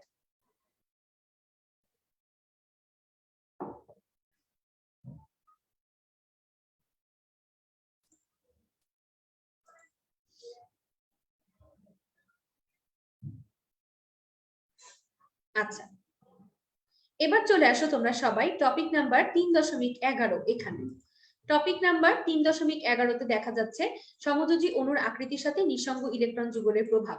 আচ্ছা, এটা কি আমি বলি, এই জিনিসটা কিন্তু তোমরা এসএসসি তেও অনেকবার অ্যান্সার করছো, যে অ্যামোনিয়ার আকার কেন চতুস্তলকীয় না হয়ে কেন ত্রিকোণাকার পিরামিড হলো। অ্যামোনিয়ার সংকরণ তো sp3, সেই হিসাবে তো ওর আকার হওয়া উচিত চতুস্তলকীয়, কারণ 4টা সংকর অরবিটাল থাকে, কিন্তু ওর বেলাতে আকারটা চেঞ্জ হয়ে ত্রিকোণাকার পিরামিড হয়ে যায়, কারণ ওর ভেতরে এক জোড়া মুক্ত জোড় ইলেকট্রন থাকে, যেটার বিকর্ষণ বন্ধন জোড়ের চেয়ে বেশি হয়। বিধায় এক জায়গায় বিকর্ষণ বেশি হতে সে যে আরাম করে 4 হাত পা ছড়াই ছিল, এক জায়গায় প্রেসারটা বেশি পড়াতে সে তখন হাত দুটো নামাই নিয়ে এসে আকারটা চেঞ্জ করে ফেলে ত্রিকোণাকার পিরামিড, কেমন? তো এই কথাটাই এখানে একটা ফ্লো চার্টে বলা আছে, এই যে এই জিনিসটা, নিঃসঙ্গ ইলেকট্রন বিকর্ষণ সবচেয়ে বেশি, নিঃসঙ্গ বন্ধন জোড় তার চেয়ে কম বন্ধন জোড়। এবং ইংলিশেও বলা আছে এলপি দিয়ে বোঝানো হয়েছে লুজ পেয়ার, আর বিপি দিয়ে বোঝানো হয়েছে বন্ড পেয়ার, কেমন? এই ইকুয়েশন, এই ফ্লো চার্টটা একটু জাস্ট তোমরা দাগায় রাখো, ঠিক আছে? আচ্ছা, এবার হাজারি স্যারের বই 332 পাতায় সবাই চলে যাও এবং গিয়ে তোমরা এই বক্সটা দাগাও। এই বক্সটা তোমাদের এমসিকিউ এর জন্য ইম্পর্টেন্ট। এখানে তোমরা বন্ধন কোণ আর আকৃতি এই দুটো কলাম দাগাও, এই দুটাই পড়লে হবে।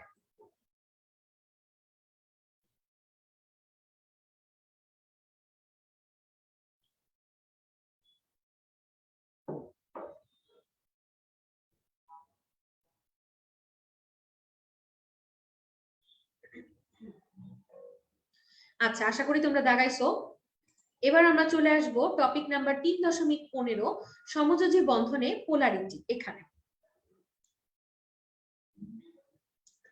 আমার এত কষ্ট লাগে, এত দুঃখ লাগে যখন আমি দেখি যে তোমরা এই বুড়া বয়সে এসে পোলারিটি আর পোলারায়নে কনফিউজড হয়ে যাও, বুঝো না। অনেক হতাশার বিষয় এটা, বুঝছো? অনেক হতাশার বিষয় যে তোমরা পোলারিটি আর পোলারায়ন বুঝো না। শোনো, আমি তোমাকে একটু পরে পোলারিটি আর পোলারায়নের সংজ্ঞা দেখাচ্ছি, তার আগে একটু বাংলা ভাষায় বলে নেই। সমযোজী বন্ধনে হয় পোলারিটি, খুব খেয়াল করে শোনো, সমযোজী বন্ধনে হয় পোলারিটি, আর আয়নিক যৌগে হবে পোলারায়ন, মনে থাকবে? পোলারিটি মানে হচ্ছে সমযোজী বন্ধনটা কি হয়, সেটা ইলেকট্রন শেয়ারের মাধ্যমে হয়। তো কি হয়, ওখানে কিন্তু কোনো ধনাত্মক বা ঋণাত্মক মেরু থাকে না। কোনো কারণে যদি কোনো ইলেকট্রন মেঘটা একদিকে একটু বেশি সরে যায়, তখন একটা ধনাত্মক আর ঋণাত্মক মেরুর সৃষ্টি হয়, যেটাকে আমরা বলবো পোলারিটি। আর আয়নিক যৌগে কি হয়, আয়নিক যৌগে ধনাত্মক আর ঋণাত্মক মেরু আগে থেকেই থাকে, কোনো কারণে যদি তাদের ভিতর ইলেকট্রন শেয়ার হয়ে যায়, তখন ওটাকে আমরা বলবো পোলারায়ন বা আয়নিক যৌগের সমযোজী বৈশিষ্ট্য। মনে থাকবে? একটু পরেই তোমাদেরকে আমি সংজ্ঞা দেখাই দিব, এখন জাস্ট একবার একটু বলে নিলাম। এখন আসো, এইখানটায় তোমরা এই যে এই বক্সটা দেখতে পাচ্ছ এবং এখানে কিছু মান দেখতে পাচ্ছ। আর গতদিন যখন আমি তোমাদেরকে তড়িৎ ঋণাত্মকতা পড়াইছি সেখানেও কিছু মান ছিল। তো এই যে তড়িৎ ঋণাত্মকতার মানগুলা, এগুলা তোমাকে এইচএসসি পরীক্ষা বলো আর মেডিকেল ভর্তি পরীক্ষা বলো, দুটার জন্যই তোমাকে কিছু তড়িৎ ঋণাত্মকতার মান জানতেই হবে। যেহেতু আমরা এত কষ্ট করে এতগুলো তড়িৎ ঋণাত্মকতার মান পড়বই, সেটাকে আমরা কাজে লাগাবো। আমরা আলাদা করে আর এইটা মুখস্থ করব না কোন সমযোজী যৌগটা পোলারিত হবে কোনটা হবে না, কারণ এটা তড়িৎ ঋণাত্মকতার মান দিয়ে বের করা যায়। কিভাবে? দেখো, এই যে একটা সমযোজী যৌগ যেই দুটা পরমাণু নিয়ে তৈরি হচ্ছে তাদের ভেতর তড়িৎ ঋণাত্মকতার মানের পার্থক্য যদি 0.5 থেকে 1.9 এর ভেতরে হয় তাহলে ওই সমযোজী যৌগটা হবে পোলার সমযোজী, আর যদি 0.5 এর চেয়ে কম হয় তাহলে হবে অপোলার সমযোজী, আর যদি 1.9 এর বেশি হয় তাহলে হবে আয়নিক। আচ্ছা শোনো, একজন মনে করো অনেক ধনী একটা ব্যক্তি, আর একজন মনে করো রাস্তার ধারের একটা ভিখারি, যাদের স্ট্যাটাসের মাঝে একটা আকাশ পাতাল পার্থক্য। তারা কি নিজেদের মধ্যে টাকা পয়সা শেয়ার করবে? যে বড় লোক সে কি বলবে টাকা পয়সা শেয়ার করবে? সে চিন্তা করবে যে আমার এত টাকা পয়সা আছে, ও একটা রাস্তার ধারে ফকির, ওকে তো আমি 2টা টাকা ভিক্ষাই দিতে পারি। তাহলে ও কি করবে? ইলেকট্রন আদান প্রদান করে আয়নিক যৌগ তৈরি করবে। আর আমরা ক্লাসের শুরুতেই পড়ছি যে আয়নিক যৌগের বৈশিষ্ট্যই হচ্ছে সে পোলার। সুতরাং একটা আয়নিক যৌগের পোলার অপোলার তর্কে যাওয়ার দরকার নাই, কারণ আয়নিক যৌগ মানেই হচ্ছে পোলার। আর যদি এই রেশিওর ভেতরে থাকে তাহলে হবে পোলার সমযোজী, আর এই রেশিওর কম হলে হবে অপোলার সমযোজী। কেমন? এখন আসো একটা ক্যালকুলেশন করি। হাইড্রোজেন ফ্লোরাইডে হাইড্রোজেনের তড়িৎ ঋণাত্মকতা 2.1, ফ্লোরিনের 4, তাহলে 4 থেকে 2.1 মাইনাস গেলে আসতেছে 1.9, রেশিওর সাথে মিলে গেছে, সুতরাং হাইড্রোজেন ফ্লোরাইড পোলার সমযোজী। এখানে তোমরা একটা ভেজাল করো। কি ভেজাল করো? তোমরা 4 থেকে 2.1 মাইনাস না করে 2.1 থেকে 4 মাইনাস করতে চাও, এবং যদি সেটা করো তাহলে অ্যান্সার চলে আসে -1.9। -1.9 তো 0.5 এর চেয়ে ছোট। In that case hydrogen fluoride হয়ে যাচ্ছে অপোলার। আচ্ছা না, যদি আমার অ্যান্সার -1.9 চলেও আসে আমরা এই মাইনাস দেখবো না, আমরা দেখবো শুধু মানের পার্থক্যটা মিলছে নাকি। যদি মিলে তাহলে সে অবশ্যই পোলারিত হবে। কেমন? এই কারণে আপু একদম বড় করে কথাটা লিখে দিছি, আমরা মানের পার্থক্য দেখব, চিহ্ন দেখব না। মনে থাকবে? আচ্ছা,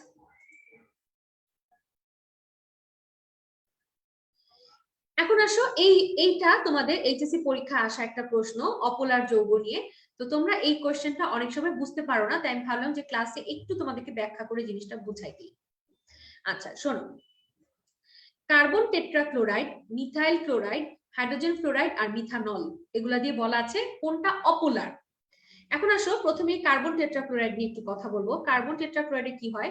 4টা ক্লোরিন একটা সুষম চতুস্তলকীয় আকারে অবস্থান করে। তুমি ইন্ডিভিজুয়ালি যদি একটা কার্বন ক্লোরিন বন্ধন চিন্তা করো তাহলে সেটা কিন্তু পোলার হবে, কারণ তড়িৎ ঋণাত্মকতার পার্থক্য 0.5 হয়। কিন্তু সামগ্রিকভাবে যখন তারা একটা সুষম চতুস্তলকীয় গঠনে থাকে তখন এই সুষম চতুস্তলকীয় আকার দ্বারা তারা নিউট্রালাইজ হয়ে গিয়ে সামগ্রিকভাবে কার্বন টেট্রাক্লোরাইড অণুটা হয় অপোলার। মনে থাকবে কথাটা? আলাদা করে কার্বন ক্লোরিন বন্ধনটা চিন্তা করলে সেটা পোলার, কিন্তু সামগ্রিকভাবে কার্বন টেট্রাক্লোরাইড অণুটা হচ্ছে অপোলার। এখন দেখো এখানে কি হয়েছে, এখানে একটা ক্লোরিন হাইড্রোজেন দ্বারা প্রতিস্থাপিত হয়েছে, এবং বরাবরের মতো আমি মুখে যা বলছি সেটা টাইপ করে নিয়ে আসছি। সুতরাং তুমি যদি আমার কথাটা শোনো, লেখালেখি না করে আমার কথাটা শোনো, তাহলে পরে লেকচারে পিডিএফ দেখলে এমনি তোমার আমার কথা মনে পড়বে। তো এখানে কি হয়েছে যে হাইড্রোজেন ক্লোরিনের চেয়ে দুর্বল তড়িৎ ঋণাত্মকতা থাকায় তখন এইচসি বন্ডের দিকে ইলেকট্রন মেঘ এই হাইড্রোজেন থেকে টেনে CCl3 এর দিকে চলে যাচ্ছে, যার কারণে তখন একটা মেরু তৈরি হচ্ছে এবং CHCl3টা আমরা কিছুটা পোলারিটি পেয়ে যাচ্ছি। ঠিক আছে? আর মিথানল তো অবশ্যই পোলার হবে, কারণ এখানে মিথাইল আয়ন আর হচ্ছে হাইড্রোক্সিল আয়ন মিলে যৌগ হয়েছে।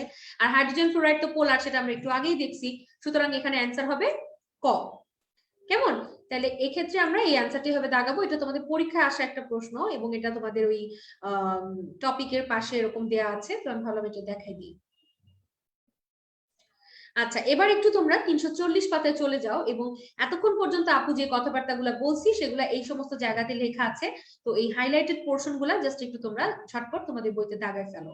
হাইড্রোজেন সর্বাধিক পোলার অণু, তারপরে যে হাইড্রোজেন হ্যালাইডের পোলার অণুর ক্রমটা, এবং বাস্তবে 100% আয়নিক বলে কোনো যৌগ নাই, 100% সমযোজী বলেও কোনো যৌগ নাই। সোডিয়াম ক্লোরাইডে আয়নিক বৈশিষ্ট্য 80%। এই লাইনগুলো জাস্ট একটু তোমরা তোমাদের যার যার বইতে 340 পাতায় গিয়ে কয়েক সেকেন্ড সময় দিচ্ছি, দ্রুত দাগায় ফেলো।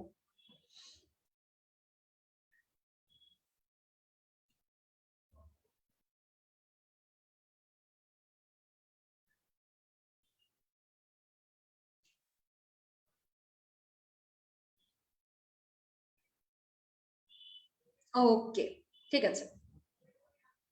যারা দাগাতে পারো নাই কান্নাকাটি করার দরকার নাই, লেকচারের পিডিএফ দেখে আস্তে ধীরে পরে দাগাই নিও। এবার আমরা চলে আসবো আয়নিক যৌগের সমযোজী বৈশিষ্ট্য। আমি একটু তোমাকে থিওরি গুলা বলে নিয়েই তোমাকে আমি সৃজনশীল প্রশ্ন দেখাই দিব, অসুবিধা নাই। দেখো কি বলছে, আয়নিক যৌগের সমযোজী বৈশিষ্ট্য বের করতে বলছে। আচ্ছা, আয়নিক যৌগের সমযোজী বৈশিষ্ট্যটা ফাজানের নিয়ম অনুযায়ী হয়, এবং ফাজানের নিয়মটা কি দেখো কি বলছে। ফার্স্টে বলছে যে ক্যাটায়ন এবং অ্যানায়নের চার্জের পরিমাণ বেশি হতে হবে, ক্যাটায়নটা ছোট হতে হবে আর অ্যানায়নটা বড় হতে হবে, এবং ডি অরবিটালের উপস্থিতির কথাটা বলা আছে। আচ্ছা, এইখানে 2 নাম্বারের পাশে তোমরা লিখে রাখবা ছক, ছকের ছ দিয়ে ছোট আর ক দিয়ে ক্যাটায়ন, ছোট ক্যাটায়ন, আর অ্যানায়ন হচ্ছে বড়। কেমন? সময় দিচ্ছি তোমাদেরকে একটু লেখার।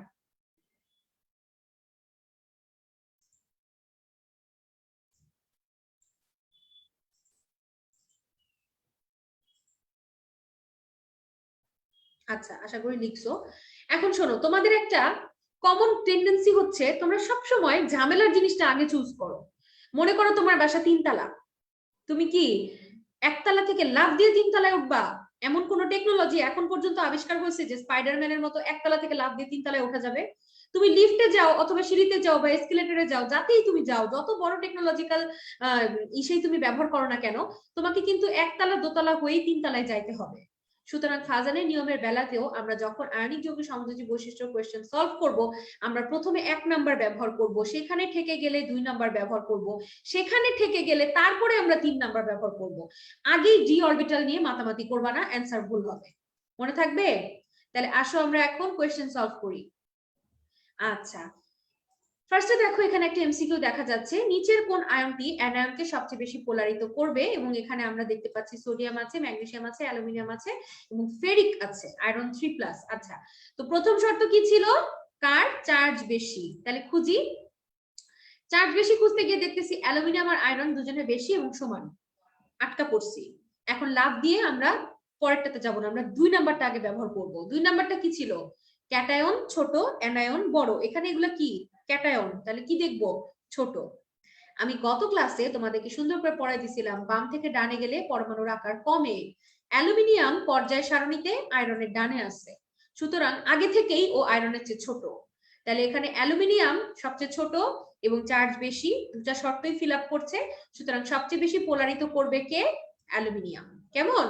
তাইলে তোমরা যে কাজটা করবা, স্টেপ বাই স্টেপ আগাবা। ফার্স্টে চার্জ বেশি কার খুঁজবা, তারপরে খুঁজবা হচ্ছে, যদি সেটা পেয়ে যাও তাহলে কাজ শেষ, আর যদি না পাও তখন খুঁজবা হচ্ছে ক্যাটায়নের জন্য ছোট আর অ্যানায়নের জন্য বড়। ওইটা দিয়েও যদি তুমি না পারো তখন গিয়ে তুমি ডি ব্লকের সাহায্যটা নিবা। ঠিক আছে? আচ্ছা, এখন আসো এখান থেকে আমরা একটু দাগাই নেই, তারপর আমি তোমাদেরকে আরো কিছু কোয়েশ্চেন দেখাবো। 342 পাতায় চলে যাও এবং এই লাইনগুলা একটু দাগাও। এই যে এই লাইনগুলা একটু দাগাও, আমি তারপরে তোমাকে একটু গত দিনের ওই বক্সটার সাথে কোরিলেট করে আরেকবার পোলার আয়নটা পড়াই দিব। ঠিক আছে? এই লাইনগুলো একটু ঝটপট দাগাই ফেলো, আমি বেশি সময় দিব না, কারণ পরে তোমরা চাইলে পিডিএফ দেখেও এটা দাগাতে পারবা। ঠিক আছে? আচ্ছা, এই যে পোলারিটি আর পোলার আয়ন যেটা পড়াইছি সেটার থিওরিটা হচ্ছে এই যে এই জায়গাটায় আছে, এই 342 পাতার নিচেই তোমরা তাকালে পাবা। এটা একটু জাস্ট একবার রিডিং দিও, মুখস্থ করা বা এখান থেকে প্রশ্ন আসার মতো কিছু নাই। আচ্ছা, এই যে এই বক্সটা, গত ক্লাসে আমি বলছি না যে এই বক্সটা দিয়ে আমাদের আজকের চ্যাপ্টারেরও অনেক কোশ্চেনের অ্যান্সার আমরা চাইলে করতে পারবো। আচ্ছা, দেখো কি বলছিলাম, যে পর্যায়বৃত্ত ধর্ম মনে রাখার সহজ নিয়ম, একই পর্যায়ে বাম থেকে ডানে গেলে এরা কমে আর এরা বাড়ে, আর একই গ্রুপে উপর থেকে নিচে গেলে কি হয়? বিপরীত ঘটনা ঘটে। কেমন? আচ্ছা, এখন শোনো, আমি তোমাদেরকে কি বলছি একটু আগে, যে ক্যাটায়ন হতে হবে ছোট আর অ্যানায়ন হতে হবে বড়।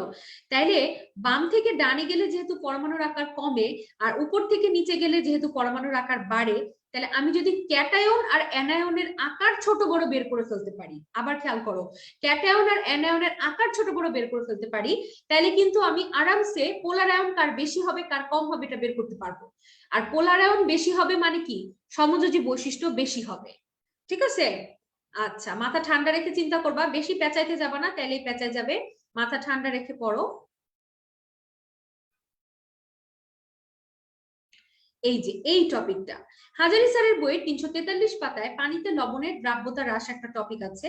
এখান থেকে এইচএসসি পরীক্ষা, মেডিকেল ভর্তি পরীক্ষা দুটাতেই প্রচুর প্রশ্ন হয়। তো এই টপিকটাকে আসো আমরা একটু সলভ করে দেখি। এই কোয়েশ্চেনটা দেখো, এটা একটা সৃজনশীল কোয়েশ্চেন। দেখো এখানে গ্রুপ 14, 15, 16, 17 দেয়া আছে, কিছু মৌলর নাম দেয়া আছে। আর গ্রুপ 17-তে সংকেত দিছে PQRS, নাম দেয় নাই, কিন্তু পর্যায় বলে দিছে। তো পর্যায় বলে দিলে তো আমার জন্য মৌল বের করা কোনো ব্যাপারই না। তাহলে আসো এখন দেখি কোয়েশ্চেন কি কি বলতেছে।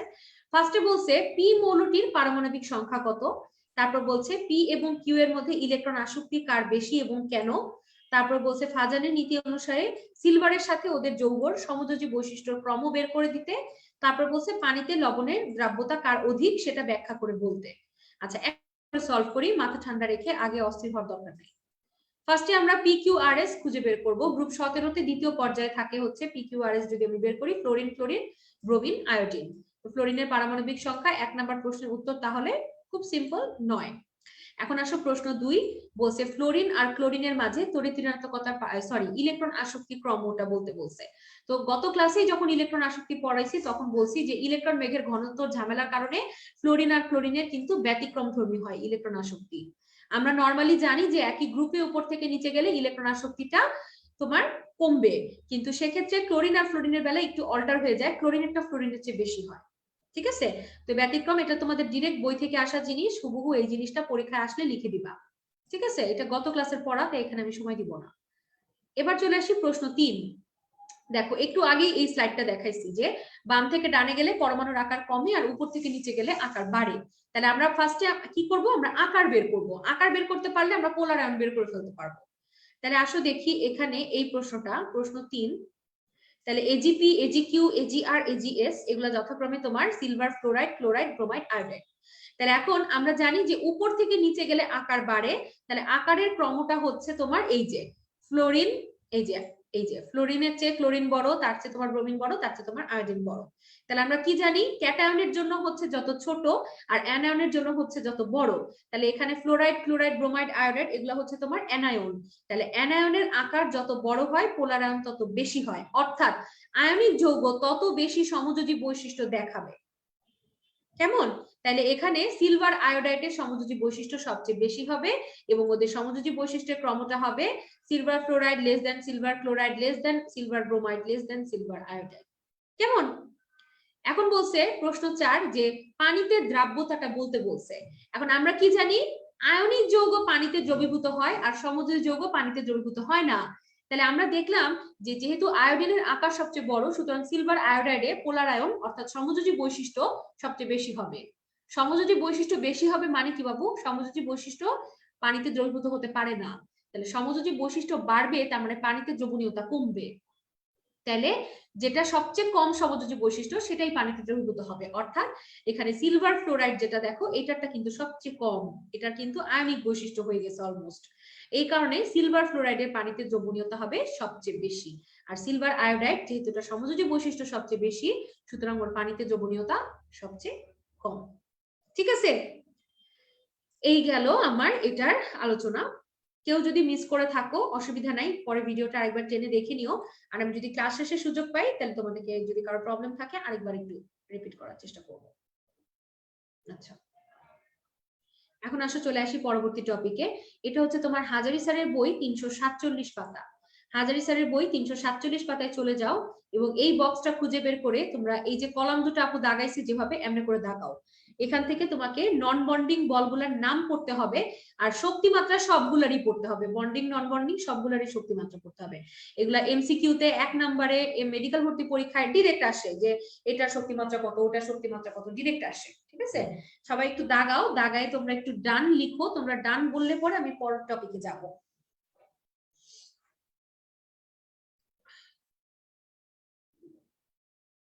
যার যার বইতে দাগায় তোমরা ডান লিখো, তাহলে আমরা যাব পরবর্তী টপিকটাতে আমরা যাব। আচ্ছা, জুমে যারা আছে তারা অলরেডি ডান বলে ফেলছে। ওকে, গুড, ভেরি গুড। আচ্ছা, ফেসবুক লাইভেও ডান বলে ফেলছে, তার মানে তোমরা সবাই এটা দাগায় ফেলছো। তাহলে এখন চলে আসি আমরা পরবর্তী টপিকটাতে। এটা হচ্ছে, হ্যাঁ ওকে ঠিক আছে, থ্যাংক ইউ, বুঝতে পারছি সবাই খুঁজে পাইছো। এখন বাদ দাও, এখন এটা চটপট দাগাই ফেলে তোমরা চলে আসো পরের টপিক।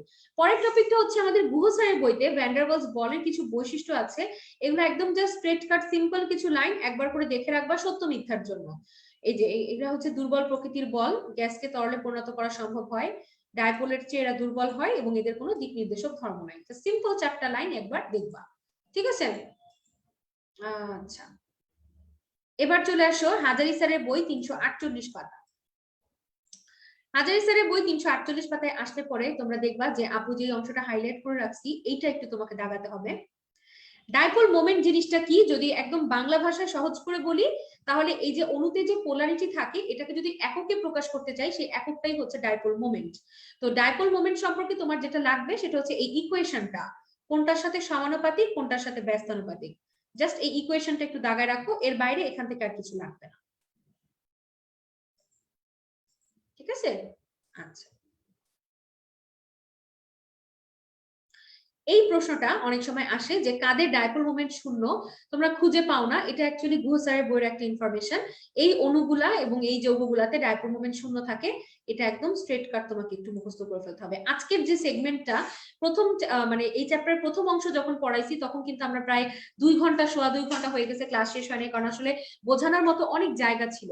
বাট আজকের লেকচারে কিন্তু মোস্ট অফ দ্য জায়গায় এরকম জিনিসপাতি আছে যেগুলো আমার মানে তোমাকে একটু স্ট্রেট কাট মুখস্থ করে ফেলতে হবে, এগুলাতে আসলে বোঝানোর মতো কিছু তেমন নাই, ঠিক আছে? আচ্ছা, এবার আসো গুহ স্যারের বইতে হাইড্রোজেন বন্ধন গঠনের কিছু পূর্ব শর্ত আছে এবং বরাবরের মতো উনি যে কাজটা করছেন একটু রং ঢং করে প্রেজেন্টেবল ওয়েতে লিখছেন, তার মানে কোয়েশ্চেন করার চান্স বেড়ে গেছে এখান থেকে। আদারওয়াইজ এই কথাবার্তাগুলো কিন্তু তোমার হাজারি স্যারের বইতেও আছে, জাস্ট একটু সুন্দর করে গুছায় বলা আছে, আমরাও একটু গুছায় পড়ে ফেলবো। কি বলছে, খুব হাস্যকর হাস্যকর কথা। দেখো, হাইড্রোজেন বন্ধন থাকার জন্য হাইড্রোজেন পরমাণু থাকতে হবে, তোমার জানা জিনিস। তুমি জানো যে অক্সিজেন, ফ্লোরিন এবং নাইট্রোজেন এই তিনটার মধ্যে সীমাবদ্ধ, জানা জিনিস। নিঃসঙ্গ ইলেকট্রন জোড় থাকতে হবে এবং ওই যে তড়িৎ ঋণাত্মক মৌল এবং হাইড্রোজেন পরমাণুর মধ্যকার বন্ধনটিতে পোলার আয়ন হতে হবে, নাহলে তো হবেই না। হাইড্রোজেন বন্ধনযুক্ত তড়িৎ ঋণাত্মক পরমাণুটির আকার যথেষ্ট ছোট হতে হবে। এই যে বাস সিম্পল কথাবার্তাগুলা স্যার গুছায় বলছে, তুমিও একটু গুছায় পড়ে ফেলো।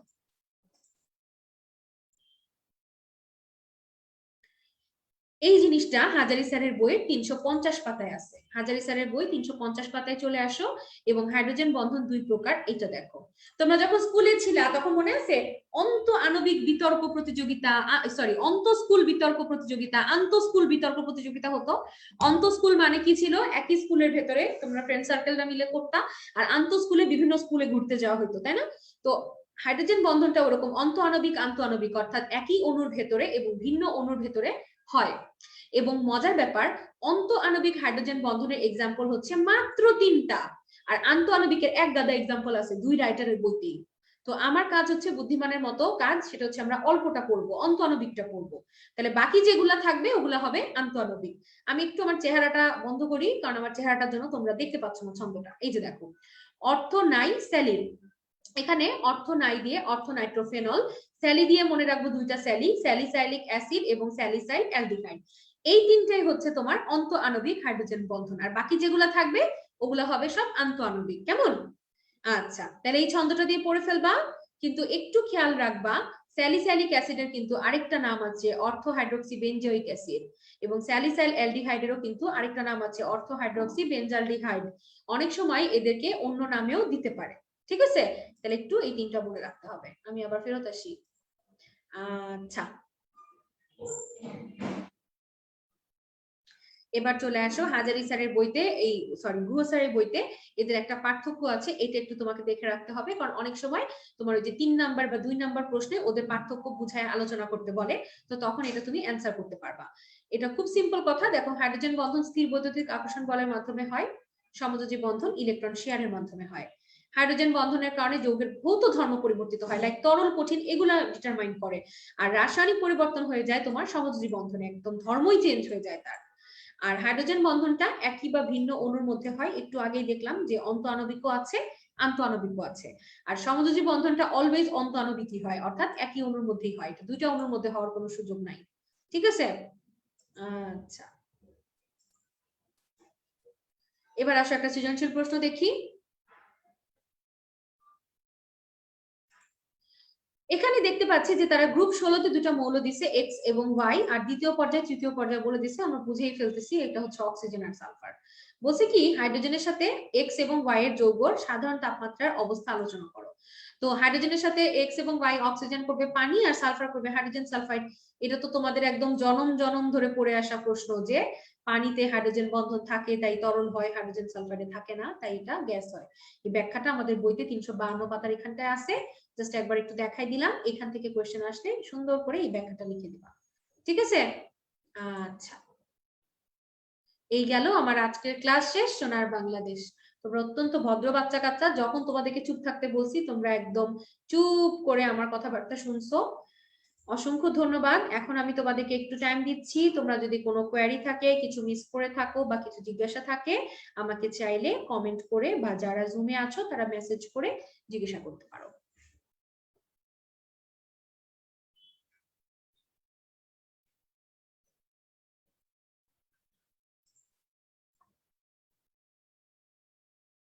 Thank you. ফাজানের রুলস হচ্ছে ফার্স্টে আমরা দেখব কার চার্জ বেশি, তারপরে দেখব ক্যাটায়নের জন্য ছোট, অ্যানায়নের জন্য বড়, তারপরে যদি না পারি তখন আমরা ডি অরবিটাল খুঁজবো, এটাই, ঠিক আছে?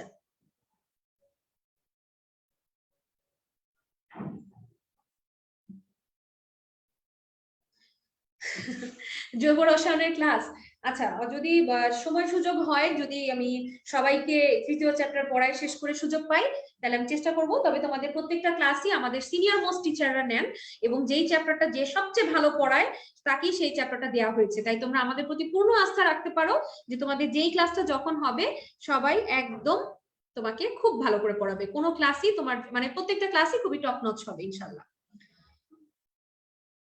পোলারিটি, পোলারায়নটা, আচ্ছা পোলারিটি হচ্ছে সমযোজী যৌগে হবে যখন ইলেকট্রন শেয়ার করে, তো তারা তাদের ভিতর তো ধনাত্মক আর ঋণাত্মক মেরু থাকে না। কোনো কারণে যদি তোমার এই ইলেকট্রন মেঘ একদিকে সরে আসে তখন ধনাত্মক আর ঋণাত্মক মেরুর সৃষ্টি হয়, সেটাকে আমরা বলছি সমযোজী যৌগে পোলারিটি। আর আয়নিক যৌগে হবে পোলারায়ন। সেখানে কি হয়, সেখানে কিন্তু অলরেডি ধনাত্মক আর ঋণাত্মক মেরু থাকে, সেখানে কিন্তু ইলেকট্রন শেয়ার হয় না, সেখানে আদান প্রদান হয়। কোনো কারণে যদি ইলেকট্রন শেয়ার হয়ে যায় সেটাকে আমরা বলবো পোলারায়ন, ঠিক আছে? আপু কম্পিনিয়ন বুকে যোজ্যতা সম্পর্কে ছক আছে, সেটা বুঝি নাই। আচ্ছা যোজ্যতা সম্পর্কে ওখানে ছক আছে যেটা, ওইটা জাস্ট তুমি একটু মুখস্থ করবা যে হাইড্রোজেন ভিত্তিক যোজ্যতা কত, অক্সিজেন ভিত্তিক যোজ্যতা কত। হাইড্রোজেন ভিত্তিক যোজ্যতা, অক্সিজেন ভিত্তিক যোজ্যতা মানে হচ্ছে কত পরমাণু হাইড্রোজেনের সাথে যুক্ত হয়, কত পরমাণু অক্সিজেনের সাথে যুক্ত হয়। এবং দেখা গেছে যে একটা অণুর হাইড্রোজেন ভিত্তিক যোজ্যতা এবং অক্সিজেন ভিত্তিক যোজ্যতার যোগফল অলওয়েজ 8 হয়। আর ক্লোরিন ভিত্তিক যোজ্যতা আর হাইড্রোজেন ভিত্তিক যোজ্যতা most of the time equal হয়, অর্থাৎ যতটা ক্লোরিনের সাথে যুক্ত হতে পারবে ততটা হাইড্রোজেনের সাথে যুক্ত হতে পারে। ওই বক্স থেকে জাস্ট মানগুলা পড়বা, ঠিক আছে? D2 sp3 sp3 D2 একই, আমি অনেক সুন্দর করে এটা সময় নিয়ে বলছি। শুধু তাই না, আমি যা বলছি সেটা আমি পিডিএফ এ টাইপ করে লিখেও নিয়ে আসছি। তো একটু ওয়েট করবা, ক্লাসের ভিডিওটা একবার টেনে দেখে নিবা আর লেকচারের পিডিএফটা দেখলেই তুমি এটার অ্যান্সার পেয়ে যাবে। আবার ডাইপোল মোমেন্ট থেকে শুধু ইকুয়েশনটা পড়তে হবে, শুধু ইকুয়েশনটা যে এটা কার সাথে ব্যস্তানুপাতিক কার সাথে সমানুপাতিক।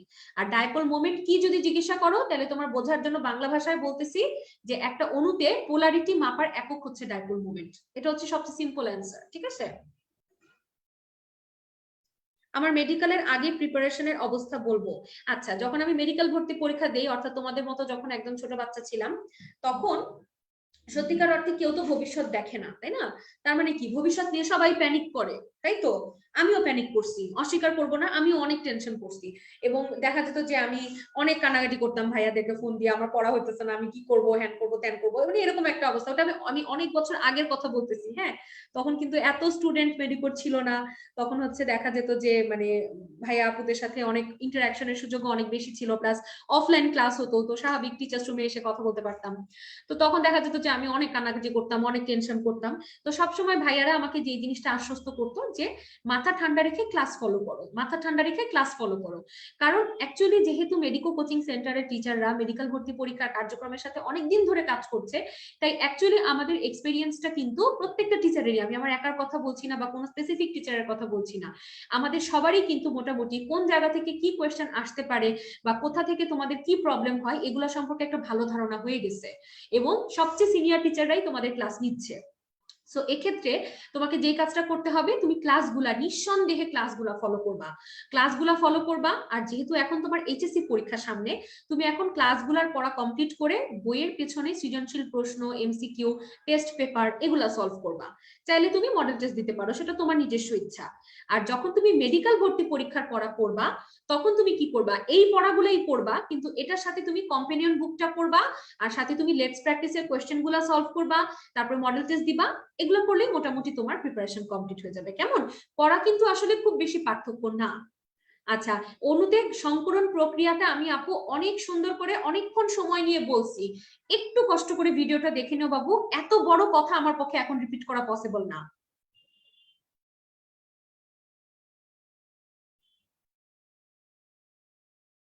অবশ্যই এইচএসসি পরীক্ষার জন্য যদি এই চ্যাপ্টার থেকে অ্যাসাইনমেন্টে কোনো টপিক থেকে থাকে সেটা একবার দেখে নিবা, কারণ যেহেতু তোমাদের অ্যাসাইনমেন্ট দেওয়া হয়েছে, তার মানে তোমার জন্য এটাই মানে অবশ্যই আছে। আচ্ছা, একজন আমাকে মেসেঞ্জারে লিখেছে যে আপু ক্লাসে যা পড়ালো তাই কি এনাফ? না, হ্যাঁ, আমি যেটা ক্লাসে বলেছি সেটাই এনাফ। এইচএসসি পরীক্ষার জন্য তোমার এর বাইরে আর কিছু পড়ার দরকার নাই। আমি তোমাদের শর্ট সিলেবাসটা ধরেই পড়িয়েছি, বরঞ্চ আমি অনেক কটা টপিক শর্ট সিলেবাসের বাইরেও বলেছি।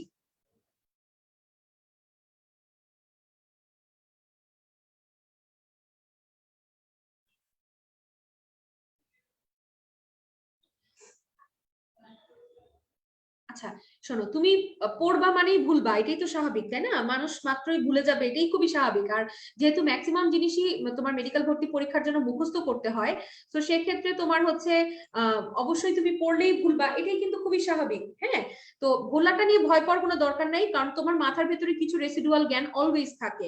তাই একটু কনফিডেন্স রেখে ঠান্ডা মাথায় পড়ো, বারবার রিভিশন করো, এবং এখানে তোমাকে বিভিন্ন ভাবে এতবার এত পরীক্ষা আমরা নিব যে আলটিমেটলি তুমি ভুলতেই ভুলে যাবা, কারণ পরীক্ষাগুলো দিতে দিতে তোমার ভোলার আর কোনো সুযোগই থাকবে না।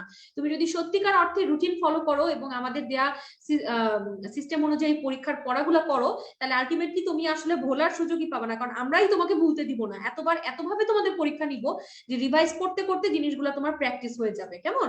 আচ্ছা, সো এখন যেটা যেভাবে চলছে সেটা সেভাবে গড্ডালিকা প্রবাহে স্রোতে গা ভাসাও, অর্থাৎ যেমনে চলছে তেমনে আগাও, যেমনে বলছি গাইডলাইন ফলো করো। ঠিক আছে? আচ্ছা, কয় ঘন্টা পড়বো এটা একটা ভেগ টার্ম, কারণ এক একটা মানুষকে সৃষ্টিকর্তা এক এক রকম ক্যাপাবিলিটি দিয়েছেন। তুমি দেখবা যে কোনো চ্যাপ্টার পড়তে তোমার 6 ঘন্টা লাগে, কোনো চ্যাপ্টার পড়তে তোমার 2 ঘন্টা লাগে, একই চ্যাপ্টার পড়তে তোমার বান্ধবী সারা দিন লাগে। সুতরাং এক একটা মানুষের ব্রেন আল্লাহ এক এক ভাবে দিয়েছেন। তোমার কয় ঘন্টা হিসাব করার দরকার নেই, পড়াটা পড়ার জন্য যতটুকু সময় দরকার অতটুকু তুমি পড়বা, কারণ তোমার জীবনে এখন পড়া ছাড়া আর কিচ্ছু নাই। ক্যারিয়ার গড়তে হলে এখন এই সময়টুকু, এই কয়েকটা মাস পড়তেই হবে। তো তোমার পড়াটা কমপ্লিট হওয়ার জন্য যত ঘন্টা লাগে তত ঘন্টা তুমি পড়ার পেছনে দিবা। তবে অবশ্যই চেষ্টা করবা ডেইলি 8 ঘন্টা একটা সাউন্ড স্লিপ দেওয়ার। সেটা যদি তুমি একটানা দিতে পারো খুবই ভালো, না পারলে ভেঙে দিবা, ধরো দুপুরে একটু 2 ঘন্টা ঘুমালা, রাতে 6 ঘন্টা ঘুমালা, এরকম করতে পারো। এটা তোমার উপরে, তুমি পর্যাপ্ত ঘুমিয়ে নিয়ে বাকি সময়টুকু তোমার পড়তে যতটুকু সময় লাগে তুমি দিবা। দাগানো বইয়ের পিডিএফ অবশ্যই আপলোড করা হবে as soon as possible। ঠিক আছে, তাহলে মোটামুটি আজকে আমি এখানেই বিদায় নিই। তোমাদের সাথে অনেক গল্প গুজব করে ফেলছি। সবাই অনেক বেশি ভালো থেকো, অনেক বেশি সুস্থ থাকো, সুন্দর থাকো। কোভিড পরিস্থিতিতে বাবা মাকে মাস্ক পরতে এনকারেজ করবা, তারা যেন মাস্ক ছাড়া বাহিরে না যায়, এটা তোমরা নিজেরা তদারকি করবা, কারণ তোমাদের দায়িত্ব তোমাদের বাবা মাকে সুস্থ রাখা। এত বছর তারা তোমাকে সুস্থ রাখছে, এখন তোমার দায়িত্ব তুমি তাদেরকে সুস্থ রাখবা। কেমন? আর ইনশাল্লাহ কয়েকদিন পর যখন ডাক্তার হয়ে যাবা, তখন তো পুরো বাসার সমস্ত মেডিকেল রেসপন্সিবিলিটি অটোমেটিক এসে দেখবা যে তোমার ঘাড়েই পড়ে গেছে। কেমন? আচ্ছা, আর সবসময় একটা বিশ্বাস রাখবা যে সৃষ্টিকর্তা কখনোই কাউকে তার ধৈর্য ক্ষমতার বেশি প্রেসার দেন না। তাই তোমাকে যদি সৃষ্টিকর্তা কোনো চ্যালেঞ্জের মুখোমুখি করেন, তার মানে কি তুমি এই চ্যালেঞ্জটা সম্পর্কে মতো মানে এই চ্যালেঞ্জটা ট্যাকেল দেওয়ার মতো শক্তিও তিনি তোমাকে দিয়ে দিবেন। তাই সবসময় এই ভরসাটা রেখে যে কোনো সিচুয়েশন আসলে ফেস করবা, যে আমাকে এই পরিস্থিতিতে ফেলা হয়েছে, তার মানে আল্লাহ পাকই আমাকে এই পরিস্থিতির জন্য রেডি করবেন। তাই এই বিশ্বাসটা রেখে চেষ্টা চালায় যাবা, ইনশাল্লাহ দেখবা সবকিছুতেই সফল হবা। সবাই ভালো থেকো, আমার জন্য দোয়া করো। ইনশাল্লাহ আবারও তোমাদের সাথে আমার দেখা হবে।